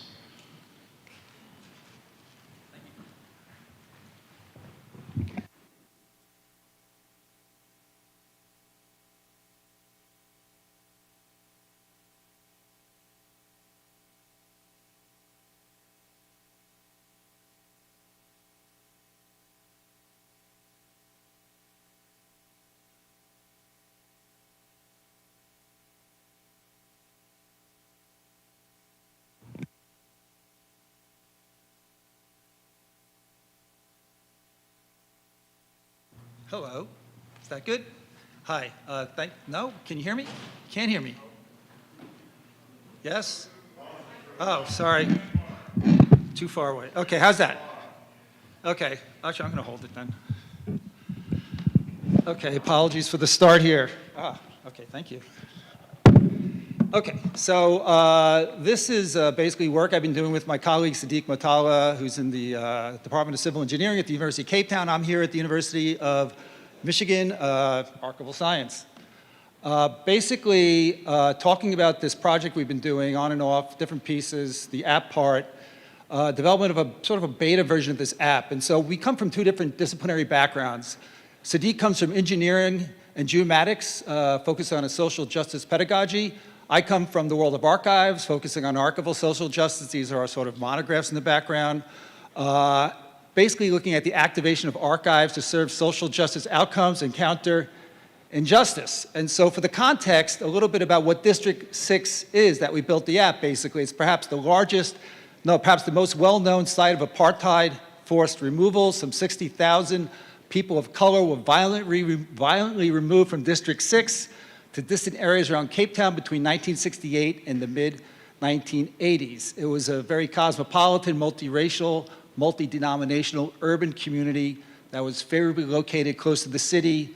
The red outline gives us the oblique view of Cape Town. You can kind of see where it is kind of sitting within the context of the city.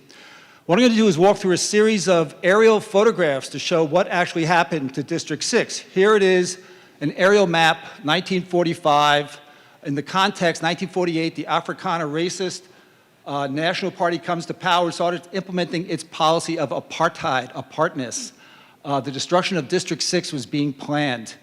By the mid-50s, we can see it as a pretty vibrant community. I know it's hard to maybe see these things the first time when you're looking at the aerial photographs, but it's all built up, very nicely done, a vibrant cosmopolitan neighborhood. But trouble was brewing. It was during this decade that the apartheid laws were promulgated, the most severe ones, the Group Areas Act and the Population Registration Act. Here we are in 1968. In 1966, District 6 is declared a whites-only area under the Group Areas Act, with forced removal started in 1968.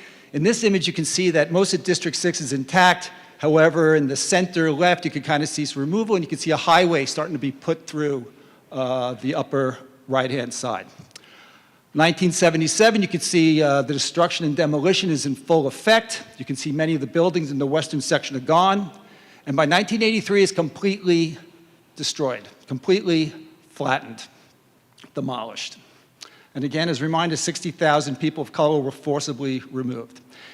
Here we are in an era of freedom, 1996, largely undeveloped still. So there was a period when the apartheid ended that there was going to be made a whites-only area, and it never kind of got off the ground. 2019, fast forward, it's still pretty much the same situation.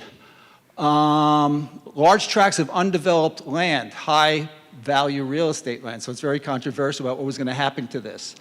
But at some point, we start seeing some restitution housing, but not much happening, so it's largely sitting idle at this time.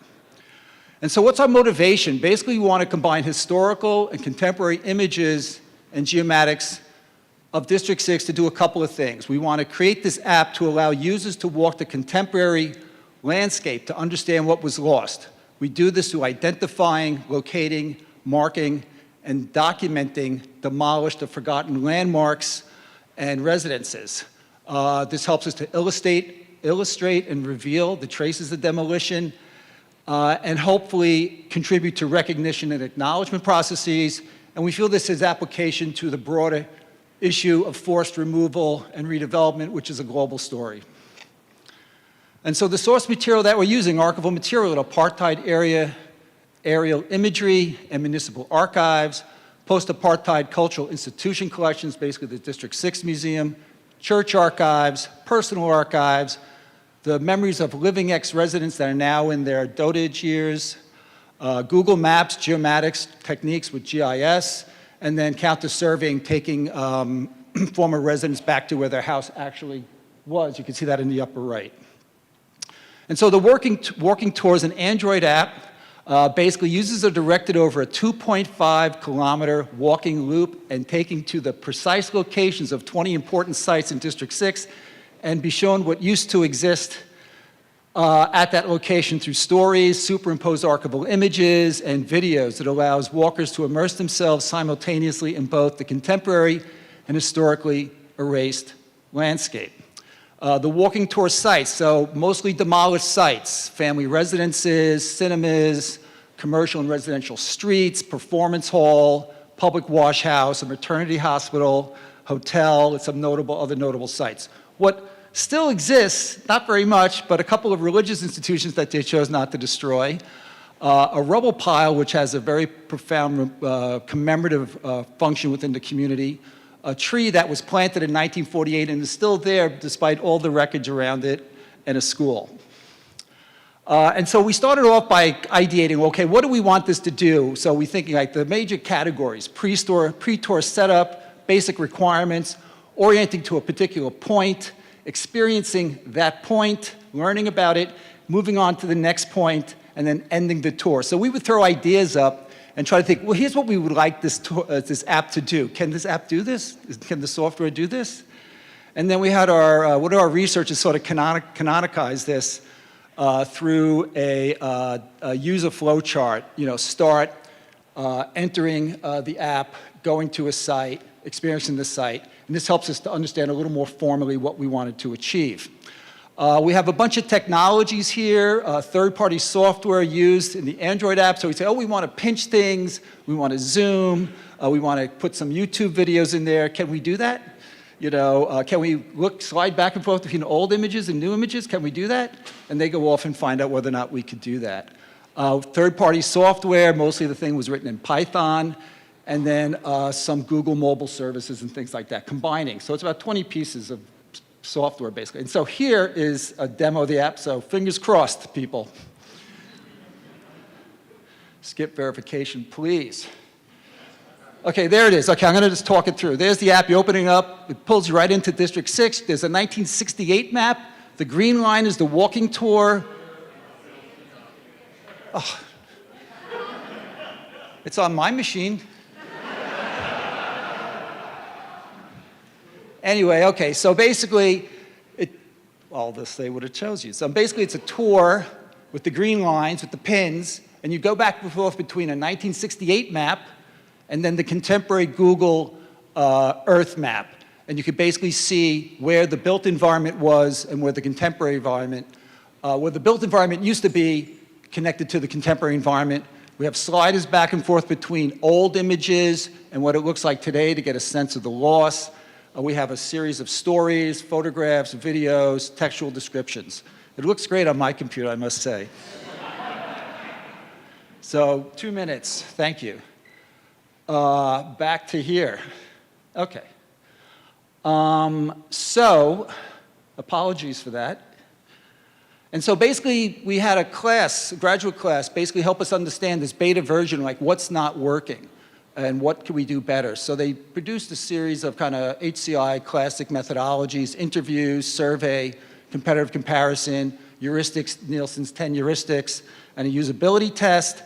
And here we found those are indicating to us different challenges for this app, basically. Sometimes it was the design challenge, sometimes it's a curation challenge about how we identify particular sites and the content that we're blending into it and the navigation that the user has around that. And other times just get plain old bugs. So in terms of was the mapping working well and some of the issues with the phones that people were using basically. So this was very informative to us to understand our vision and the reality. And so in closing, hey. So basically we found that combining geomatics with archives for a walking tour is a powerful, effective device for illustrating unjust community demolishment. As you saw in the aerial photographs, everything's from a bird's eye view. We wanted to bring people down to the ground to see, as the gravel under their feet, what was lost, what used to be here and now is not here, in a profound way, hopefully. We also find that the past is very fungible and reconfigurable. We love that about the past. We can make new paths, more informed paths. The app is in beta release, and it was tested by the District 6 Museum, initially to think about training new tour guides as the existing first generation of tour guides are, again, in their dotage as well. But we encountered serious bugs and challenges, which is part of the creative process, right? We're currently enhancing and improving the app around UXD and content presentation, and we believe it's applicable to other sites of forest removal and demolition. Time's up. So this collaborates with GeoVariant, our app developer, a whole bunch of people, and thank you. I appreciate your time and attention.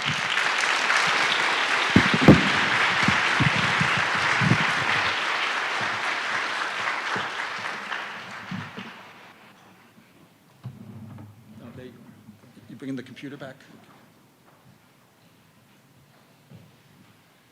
I have to say I'm pleased with the relatively low amount of ominous looming I've had to do.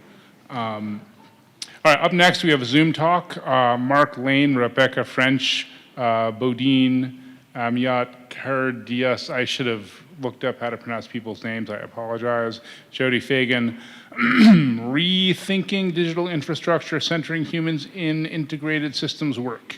And it might take a moment for us to get the Zoom set up.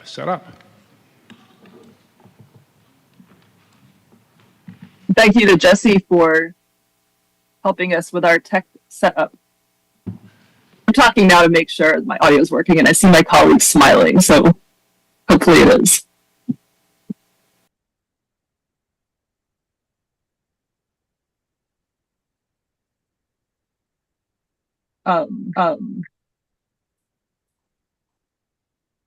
Can folks hear us in the main room? I'm not sure how to know that. We can hear you. Okay, thanks. All right. So really appreciated the last couple presentations. I'm feeling really intrigued and grateful for both the deep tech work and the very human. Very moved by the last talk, especially. The QR code on the slides to our slides if you'd like to pull them up on your own device, and the URL is tiny.cc/DIWG2024. So TINY.cc/DIW2024. And we are Mark Lane, Head of Digital Assets, Rebecca French, Head of Metadata Analysis and Operations, and I'm Jody Fagan, Coordinator of a grant called Flowerings. And Bodine, Digital and AV Archivist, couldn't be here today, but was a major player on the team and contributed to this presentation. And all of us are from James Madison University in Harrisonburg, Virginia, which is a public Carnegie R2 institution of about 22,000 students. So James Madison University Libraries, which is represented by the bottom two images there, has 115 full-time employees and 4 locations on campus, and also supports academic technology for the entire campus. So we're currently partnering with the Furious Flower Poetry Center, which resides at JMU and is internationally known academic powerhouse of Black poetry. And we're collaborating together on a $2 million Flowerings grant from the Mellon Foundation. The grant's central goal is digital archival description, preservation, and global access to an extensive audiovisual poetry archive of the center. And so to foster relationships between a large PWI like JMU Libraries and a small Black woman-led center in pursuit of the grant, we knew that we also needed to build and nurture strong relationships internal to libraries across our own departments.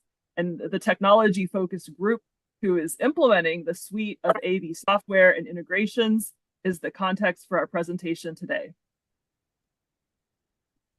So one way we began building and strengthening these internal relationships was through the work of the Digital Infrastructure Working Group, or the DIWG, as I'll refer to it in the rest of this presentation. A major aspect of the grant, already mentioned, centered on building out digital infrastructure to support interoperability between metadata, preservation, discovery, and access systems for archival materials. These goals identified some immediate areas of need. For example, we had standalone systems already supporting some of this work, like archival description and digital preservation. But we did not have a dedicated AV repository or access platform that we were really satisfied would support the collection and help the Furious Flower Poetry Center tell its stories and engage in a variety of ways with its audiences. We also identified the need for more and better collaboration internally to the libraries. And so all of this meant that we needed a dedicated group to investigate, interrogate, iterate our approaches to digital curation. The team intentionally chose the term working group to emphasize its purpose and signal to the organization that there was actual work being added to our portfolios that we had to deal with. The DIWG was formed to draw on areas of expertise associated with the technology-related goals of the grant of integrating systems and workflows. We were tasked with planning and conducting detailed digital curation work, reviewing progress with our grant partners, especially at major milestones, and reporting back to a grant steering committee. These systems and the people working with them were scattered across several departments and structural units of the libraries, meaning that workflows, documentation, and decision-making in these areas was often siloed with kind of limited baked-in opportunity for information sharing and collaboration. Many of these people had worked together in some capacity on past projects, but not really in an ongoing and strategic way to focus on shared goals and outcomes. It's important to note that some of the contextual challenges that we faced in forming this group and beginning its work, the grant was just underway when the pandemic hit, so obviously disrupting our personal and professional lives, and as we adjusted to remote work and new ways of communicating. Additionally, the libraries was still in the process of implementing some significant organizational changes that impacted many of these DIWG members. We were creating new departments, other departments were merging, supervisors were changing, and we also had a new dean. So for example, the Digital Scholarship and Distinctive Collections Department and Scholarly Communication Strategies Department, reflected on this slide, did not yet fully exist at the time of forming this working group. So here's an overview of the DIWG's work. We invested really significant time in the actual work of configuring and testing APIs to integrate systems, but Also, in learning about each other's areas of expertise. The group recognized early on it wasn't just solving a technological problem, but really an organizational one as well. As I mentioned earlier, a lot of this work had been distributed across multiple departments with bespoke workflows and procedures. By integrating these systems and creating shared documentation, the DIWG was developing a new organizational practice for shared governance of digital curation activities. Again, a new thing for our organization. The group ultimately made a series of recommendations to our administration for continuing and sustaining this work, which we'll hear more about later. So from its inception, the DIWG cultivated a climate of professional support and human-centered care that prioritized members' well-being and making the often invisible labor of systems administration visible to our colleagues and grant stakeholders. One way we achieved this was by having intentional project management roles that guided the group and facilitated conversations. The group would change in composition over time, but benefited from having a consistent project manager who scheduled meetings, assigned tasks, compiled documentation for reports, and things like that. The project manager was also not as directly involved with the heaviest labor of the actual work, that was an intentional decision by the group to help maintain top-level perspective, identify related needs and support pathways, and allow time for other group members to focus really on the detailed work of testing, metadata authority, vendor communication, and everything that was going into integrating these systems. These neutral roles helped us to facilitate meetings in a consistent manner, stay on task, allowed us time to explore other things that might be affecting the project.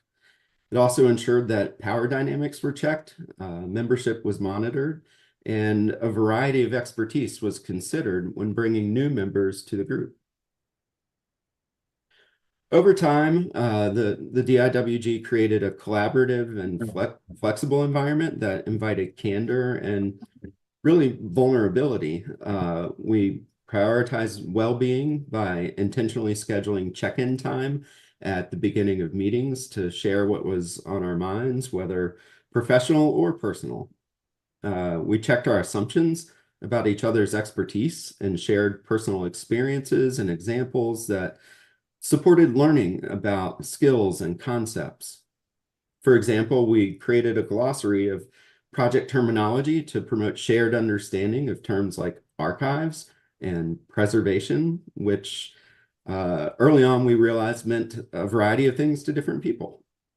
We created a private Microsoft Teams space for group communication, which was intentionally not visible to other grant coordinators and administrators. This allowed us to communicate more openly about our work, ask honest questions, and even express frustration at times. We deliberately celebrated our successes, especially in meetings with and reports to grant coordinators, and marked major milestones with scheduled fun time. Some examples are team lunches, even over Zoom, and creating shared Spotify playlists. We determined that rigid deadlines were really not supportive of our work and could create false urgency, misguided priorities, and even feelings of kind of personal underperformance. This might seem obvious, but we also intentionally focused on positive solutions to problems and not viewing people as roadblocks to progress, which can be an easy trap to fall into when working with multiple stakeholders and vendors with multiple vendors with no kind of established organizational relationships to each other. So these do's and don'ts here helped us grow together as colleagues and realize the supportive and dynamic work environment that we all desired. As the, as the DIWG wrapped up its work, we prepared a set of recommendations outlining what we saw as fundamental needs for supporting digital curation work in a human-centered manner going forward. We recommended clearly defining system scopes and the people responsible for all aspects of system management and decision-making. We also recommended that all staff involved in digital infrastructure work have that included in their position descriptions. These recommendations move us away from managing essential functions through ad hoc groups and towards more long-term sustainability. They also support individuals in maintaining sustainable workloads by ensuring that no one will be expected to perform this work as an add-on to their core job functions. Another recommendation was to establish a governance body for digital curation, which would allow us to holistically plan and manage our platforms and workflows. It represents a departure from our former siloed approach where individual departments were managing things separately. We also advise taking a project-based approach to any significant future changes to system configurations and workflows. This makes the labor visible, which again supports sustainable workloads. It improves awareness across the organization and facilitates communication among stakeholders. We sent these recommendations to our administration, and they identified a team of directors who are currently working on implementing them. Making these formal recommendations was not something we set out to do from the start, but we felt it was important to take advantage of this opportunity to share what we had learned with the rest of our organization and to hopefully influence how things are done in the future. We experienced firsthand how intentionally building trust contributed to both team members' well-being and the project's success in achieving its goals. Having a dedicated project manager was also essential, and it helped us find the right balance between technical work and interacting on a more personal level. We also observed that a cross-unit group like this can help break down silos, and it benefits from the broad expertise that each member contributes. Such a group may also be better equipped to hold the organization accountable for implementing its recommendations. We think that our focus on clarity and sustainability of responsibilities will continue to carry forward the human-centered ethos cultivated by DIWG. We'd encourage you to get in touch with any of us if you have questions about what we've shared today, and thank you very much.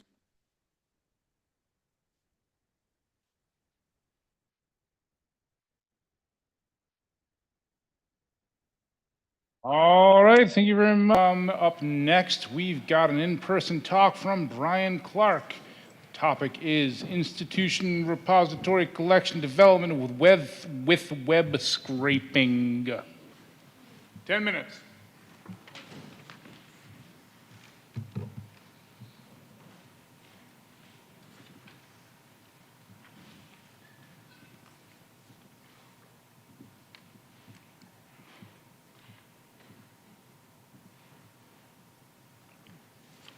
Okay. Hi, everyone. My name is Brian Clark. Oops. I'm the Systems and Technical Processes Librarian at the University of Alabama, and I'm going to talk for a few minutes about an ongoing project of mine in collecting copies of open access research and corresponding descriptive metadata to archive in the University of Alabama Institutional Repository. When I first started this project, I intended it to be a web scraping project, hence the title of my presentation here. But as I became more familiar with the repositories that store the kind of research we were interested in collecting, it turns out that most of them offer APIs for these purposes, which is usually more convenient than accessing the data via web or page scraping. So we're going to look at two repositories I've downloaded articles and metadata from, both offering APIs as well as Python-based API wrappers that provide convenient methods for interacting with the APIs. First, just a little background information on UA's institutional repository. It was first launched in April of 2017, so just over 7 years old. It runs on the DSpace platform, and last year we completed an upgrade from DSpace 6 to 7. The repository is divided into 72 collections that represent many of the schools, colleges, departments, centers, and institutes across the UA campus, and it stores about 12,300 items. And here's where you can find us, ir.ua.edu. And a little about why I started this project. I began as the Systems and Technical Processes Librarian at UA in September of 2021. Shortly after that, I was assigned interim responsibility for the IR. And like many universities, UA faculty members were not regularly submitting their research, and I wanted to find a quick and efficient way of increasing the size of our collections. So I turned to finding programmatic ways of downloading open access research and metadata that was already openly available. While we think of the biggest value in IR offering the research community as making new research openly available, we still had good reasons for obtaining copies of this research. First, we wanted to retain institutional copies. Second, an important indicator of an IR success is its comprehensiveness, and this would help in filling out collections and making them more comprehensive. And finally, by increasing the amount of research available in our IR, we encourage use and engagement with the IR. Our Google Analytics stats show an increase in engagement where more content is available. From my work so far, two approaches have sort of crystallized. The first I'm calling the targeted approach, where you select a single repository. While you might be dealing with smaller batches of articles, since it's all coming from the same repository, there's usually more consistency and uniformity in what you get back. We have found this approach particularly helpful in expanding a single selected collection, since repositories tend to be discipline specific. For example, I downloaded about 800 articles from Scope Cubed or Scope 3, I'm not sure which one it is. It's a repository focused on particle physics and about double the size of our physics and astronomy collection. The other approach is the shotgun approach. The example I'm going to use is with OpenAlex, an API that aggregates open access data from many different sources. I got a lot of data back from OpenAlex, but coming from so many different sources, it was less consistent and less predictable. So each approach has its pluses and minuses. The first example is PubMed. PubMed contains over 37 million citations and abstracts, while PubMed Central is the open repository that includes full text articles. PubMed offers several APIs, and there's also PyMed, an API wrapper that's written in Python that I mostly use to collect metadata. I couldn't find a way to access information on the open access status of an article via PyMed, and this sentence from the PubMed Central site states that free access does not mean that there is no copyright protection. So we needed to make sure we were within our rights in sharing the research I downloaded from PubMed further. Fortunately, there's the PMC OA web service API that I used to get license information that helped us in making these decisions. And there's a few other metadata elements that can't be accessed through PyMed, like authors' ORCIDs, for example. I don't really have time to go through the whole process, but this was the first step. This excerpt of code queries PubMed via PyMed on Tuscaloosa and author affiliation, examines each record returned, and if there's at least one UA author on the article, the PubMed ID is written to file. Because thousands of results are returned on Tuscaloosa and author affiliation, I had to break the response into 250 record chunks and then iterate through each chunk. Otherwise, a query through PyMed can only return about 1,000 results. Then for each article, a variable Z is set to 0, and each author affiliation field is examined. And if it includes University of Alabama, Z increments by 1. After going through all the author affiliations, if Z is not 0, that means there's at least one UA author on the article, and the PubMed ID is written to a text file. And then there's some exception handling added to prevent the script from stopping if the affiliation field isn't included in a record, for example. This is a response from the PMC OA web service API. Sorry, it's a little small. It includes a few pieces of relevant information, including a citation, the license for the article, and the full text location. And where possible, I gathered the PDF format instead of tar files. I extracted the information I was interested in from the API response using Beautiful Soup, And once I had all the full text locations, I could download the articles using the Python requests module. Each file was named as its PubMed ID, which made it easy to match the content file to its corresponding metadata later in the workflow. Sorry. I then went back and got the metadata available through PyMed and wrote it to a CSV file. And the reason I wanted it as a CSV is because we use the DSpace CSV archive available on GitHub. It takes a CSV of metadata with a column named files that include the files that correspond to each row. It then creates a directory in simple archive format, which is the DSpace format for batch upload. And to determine in what collection to submit each article, I made a list of the first subject from each article's metadata record. I then deduped this list and mapped each subject to an IR collection. For example, river ecology was mapped to the Department of Biological Sciences. Now the shotgun approach, OpenAlex, it has over 250 million works indexed from about 250,000 sources. And some of the sources are listed here on the slide. Like PubMed,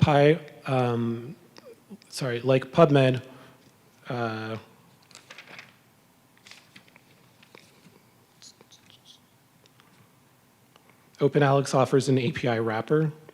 This one is called PyAlex, and I used it to gather metadata and URLs to open access full text articles and other scholarly works by UA authors. Using this code, I collected some identifiers on every work OpenAlex has indexed that includes at least one UA author.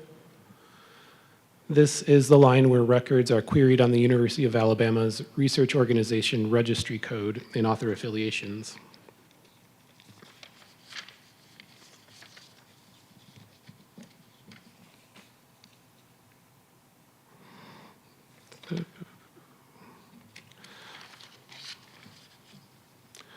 So the OpenAlex results also included a lot of law material, and the University of Alabama has a law school with its own law library and IR that's totally separate from the university libraries.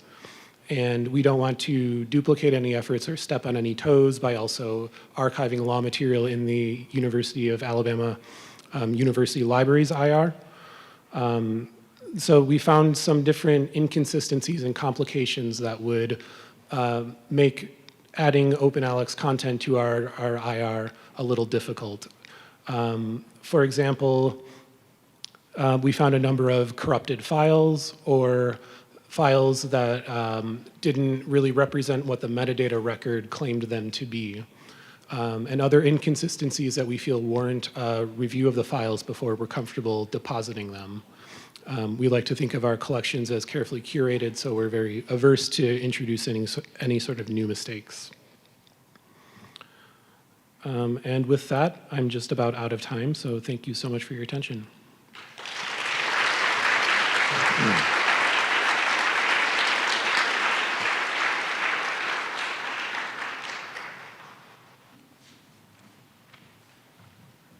All right, now it's time for our final talk of the day, but don't run out after it's done because we have more announcements. An in-person talk by Addison Ashworth with co-authors Nicole Kearns and Larry Young, not presenting, titled Rethinking Digital Asset Management at University of Texas with OCFL in Fedora 6. And those words mean something, I'm sure.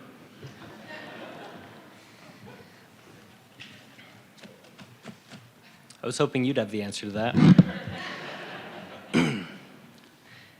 It's Oxford Common File Layout, but we'll get into that. My name is Addison Ashworth. I'm a software developer at the University of Texas at Austin Libraries. And this talk today is about how we are using OCFL to make more modular repositories and to reduce our maintenance costs. So a little bit about us. We have, we have our vision is to democratize the data that we're trying to store, like everybody else, right? Great way to do that is through digital repositories, and I'm preaching to the choir here. We have 12 digital repositories, and they take a lot of maintenance to take care of them all and keep them all up to date. The oldest ones are about 15 years old, and they've survived a lot of migrations. Some of them have lived through 3 different versions, and each one is unique, but many of them start based on an all-in-one stack like Islandora, but then they get some modifications done to them. So each one of ours ends up being pretty extremely customized, and we add apps that help with the ingest. We add things to help validate the metadata. We sometimes export that data with metadata harvesting or to a different front end entirely. So sometimes we're not really even using the all-in-one stack for what it should be, and that is an all-in-one stack. So to demonstrate this, here is, don't take notes, this is the worst of our repositories.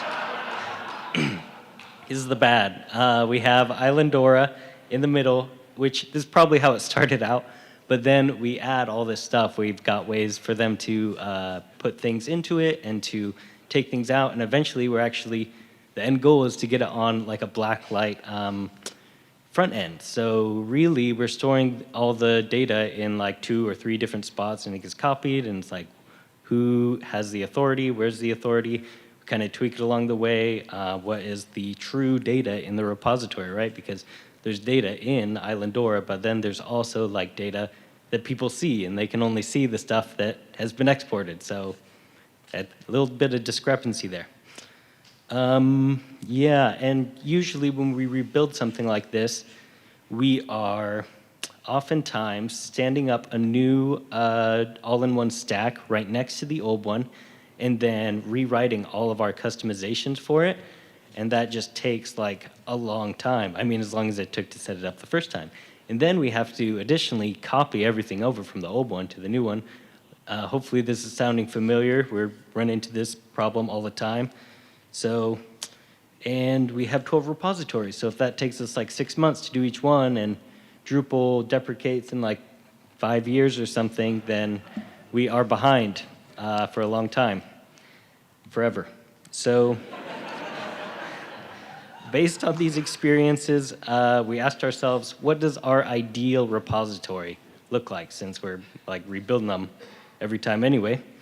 And to mitigate the issues that we perceived, we are preferring modular API-driven repositories instead of all-in-ones, where it makes sense, where we're adding on all these things. We're preferring standards-based data storage and containerized software, and we visualize that to our stakeholders through this onion, where each layer is talking to the next layer via API, and we'll show some examples of that. We are picking modular pieces and layering those pieces over standards-based formats like the Oxford Common file layout and resource description framework. Also, over the past few years, we've shifted to Kubernetes, and that has greatly influenced a lot of the software we pick. If there is a container available, it's really easy for us to spin it up locally and play with it, and then we're just like that much more likely to actually use it because we can actually test it and play with it. So what is Oxford Common File Layout? It's a standard for storing an object on a file. So I guess that makes sense. But the advantages of it is stored in a way that's human understandable, and it puts all of our data in one spot, all of our binaries, all of our OCFL, so all of our RDF metadata. So if we had to back up one thing and just take one thing, it would be the drive, and that's where all of our data is. And so we're hoping by putting everything in that one drive, we won't ever have to migrate that data again, and we can just repurpose some of these other layers that are built on top of it. So this was the first repository we built, kind of following this structure. To go over it quickly, we have the OCFL, the bottom layer. Fedora is how we are managing that data. It has an API for us so that we cover, so that we don't have to actually implement the OCFL ourselves. It's totally handled by Fedora. It also handles managing RDF triples, which are like it's like a graph-based metadata where they can point to objects in Fedora can point to each other. We'll go over that a little bit more later. But you can see on top of that, we have all the customizations that we were doing to that one app anyway to get it to point to Blacklight in the end. For this app, this was the archive of indigenous languages of Latin America. We put on a React front end because that's what was needed, but if we needed to swap it out for something else later, we could easily install like a Blacklight front end in front of this or something else, and the data would just stay right where it is. So how do we store everything consistently so that we can access it consistently? We are doing that through an ontology. This is kind of how things are laid out in Fedora and how the relationships between them in the RDF are. So it's very much like files and binaries. We have files, which are these squares, and then, or folders, which are the squares, and then eventually binaries as well, which are the, can you even see it? Purple pictures, should have picked brighter colors. And so it is just like a file mount, but also can handle the metadata as well. And we can go even further and take the RDF even further and represent more complex structures and taxonomies and control vocabularies that we would normally put in a database. Obviously, to query this stuff, it has to be indexed to a database. But by having one source of authority, we're able to just manipulate that source of authority, and then it goes back up the chain. And this is kind of like the most basic repository that we start with for everything. And we start off with Fedora, and that handles where the data is stored. And then we add a front end. So Blacklight is a very easy one to stand up. We love open source.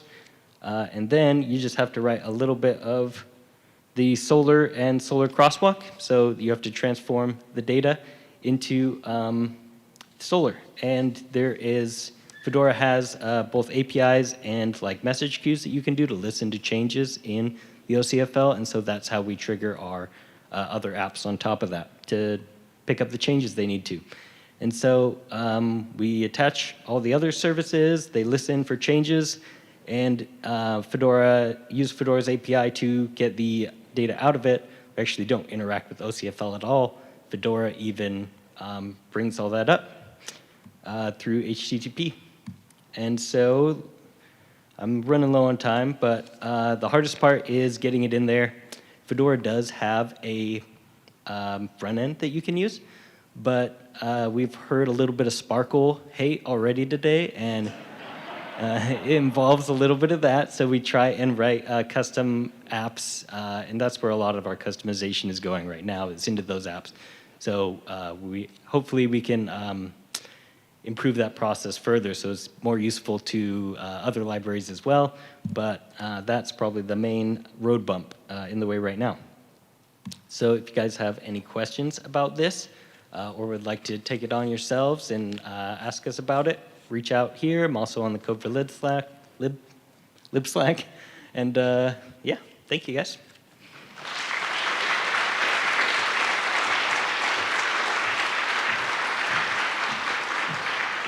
We made it through the first half of the first day, or the only half of the first day. Congratulations, everyone. And thank you for your patience as we ran over. I know that people have dinner plans, but also it is a grand Code4Lib tradition to run over. So work that into your future schedule planning, is all I'm saying. Okay. So building managers. We are working with the building managers to get more power strips and cord coverage for the power strips.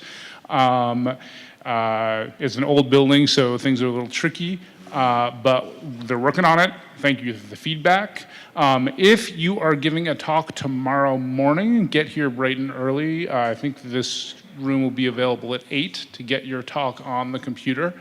Do not forget your badge and your lanyard if you want your badge to stay on your neck. You will need it to be here. I think you're probably going to need it to get to the reception. Oh, someone's about to type something. Oh, can we somewhere, can we get the magic slide runner to show up? Because it has a new slide on it about the, can I make that happen? About the newcomer dinners. I see AV team coming and they're gonna make it happen because they're amazing. You'll want to go to the newcomer dinner document and just see when and where you're meeting. I know we are bumping up against the meeting time for some of you, so I apologize. But we created a new short link. Nothing yet. Oh.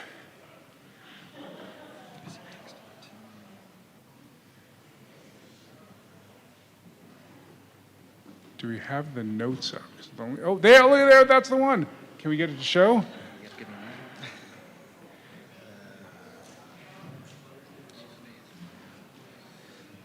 I love computers, they're amazing.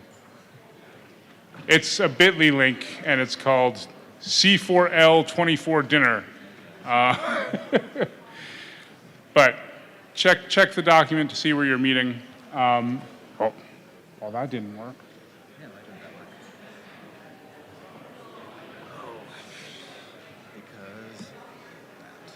Oh, hey, ooh. Check it out. The slide happened. Thank you. All right.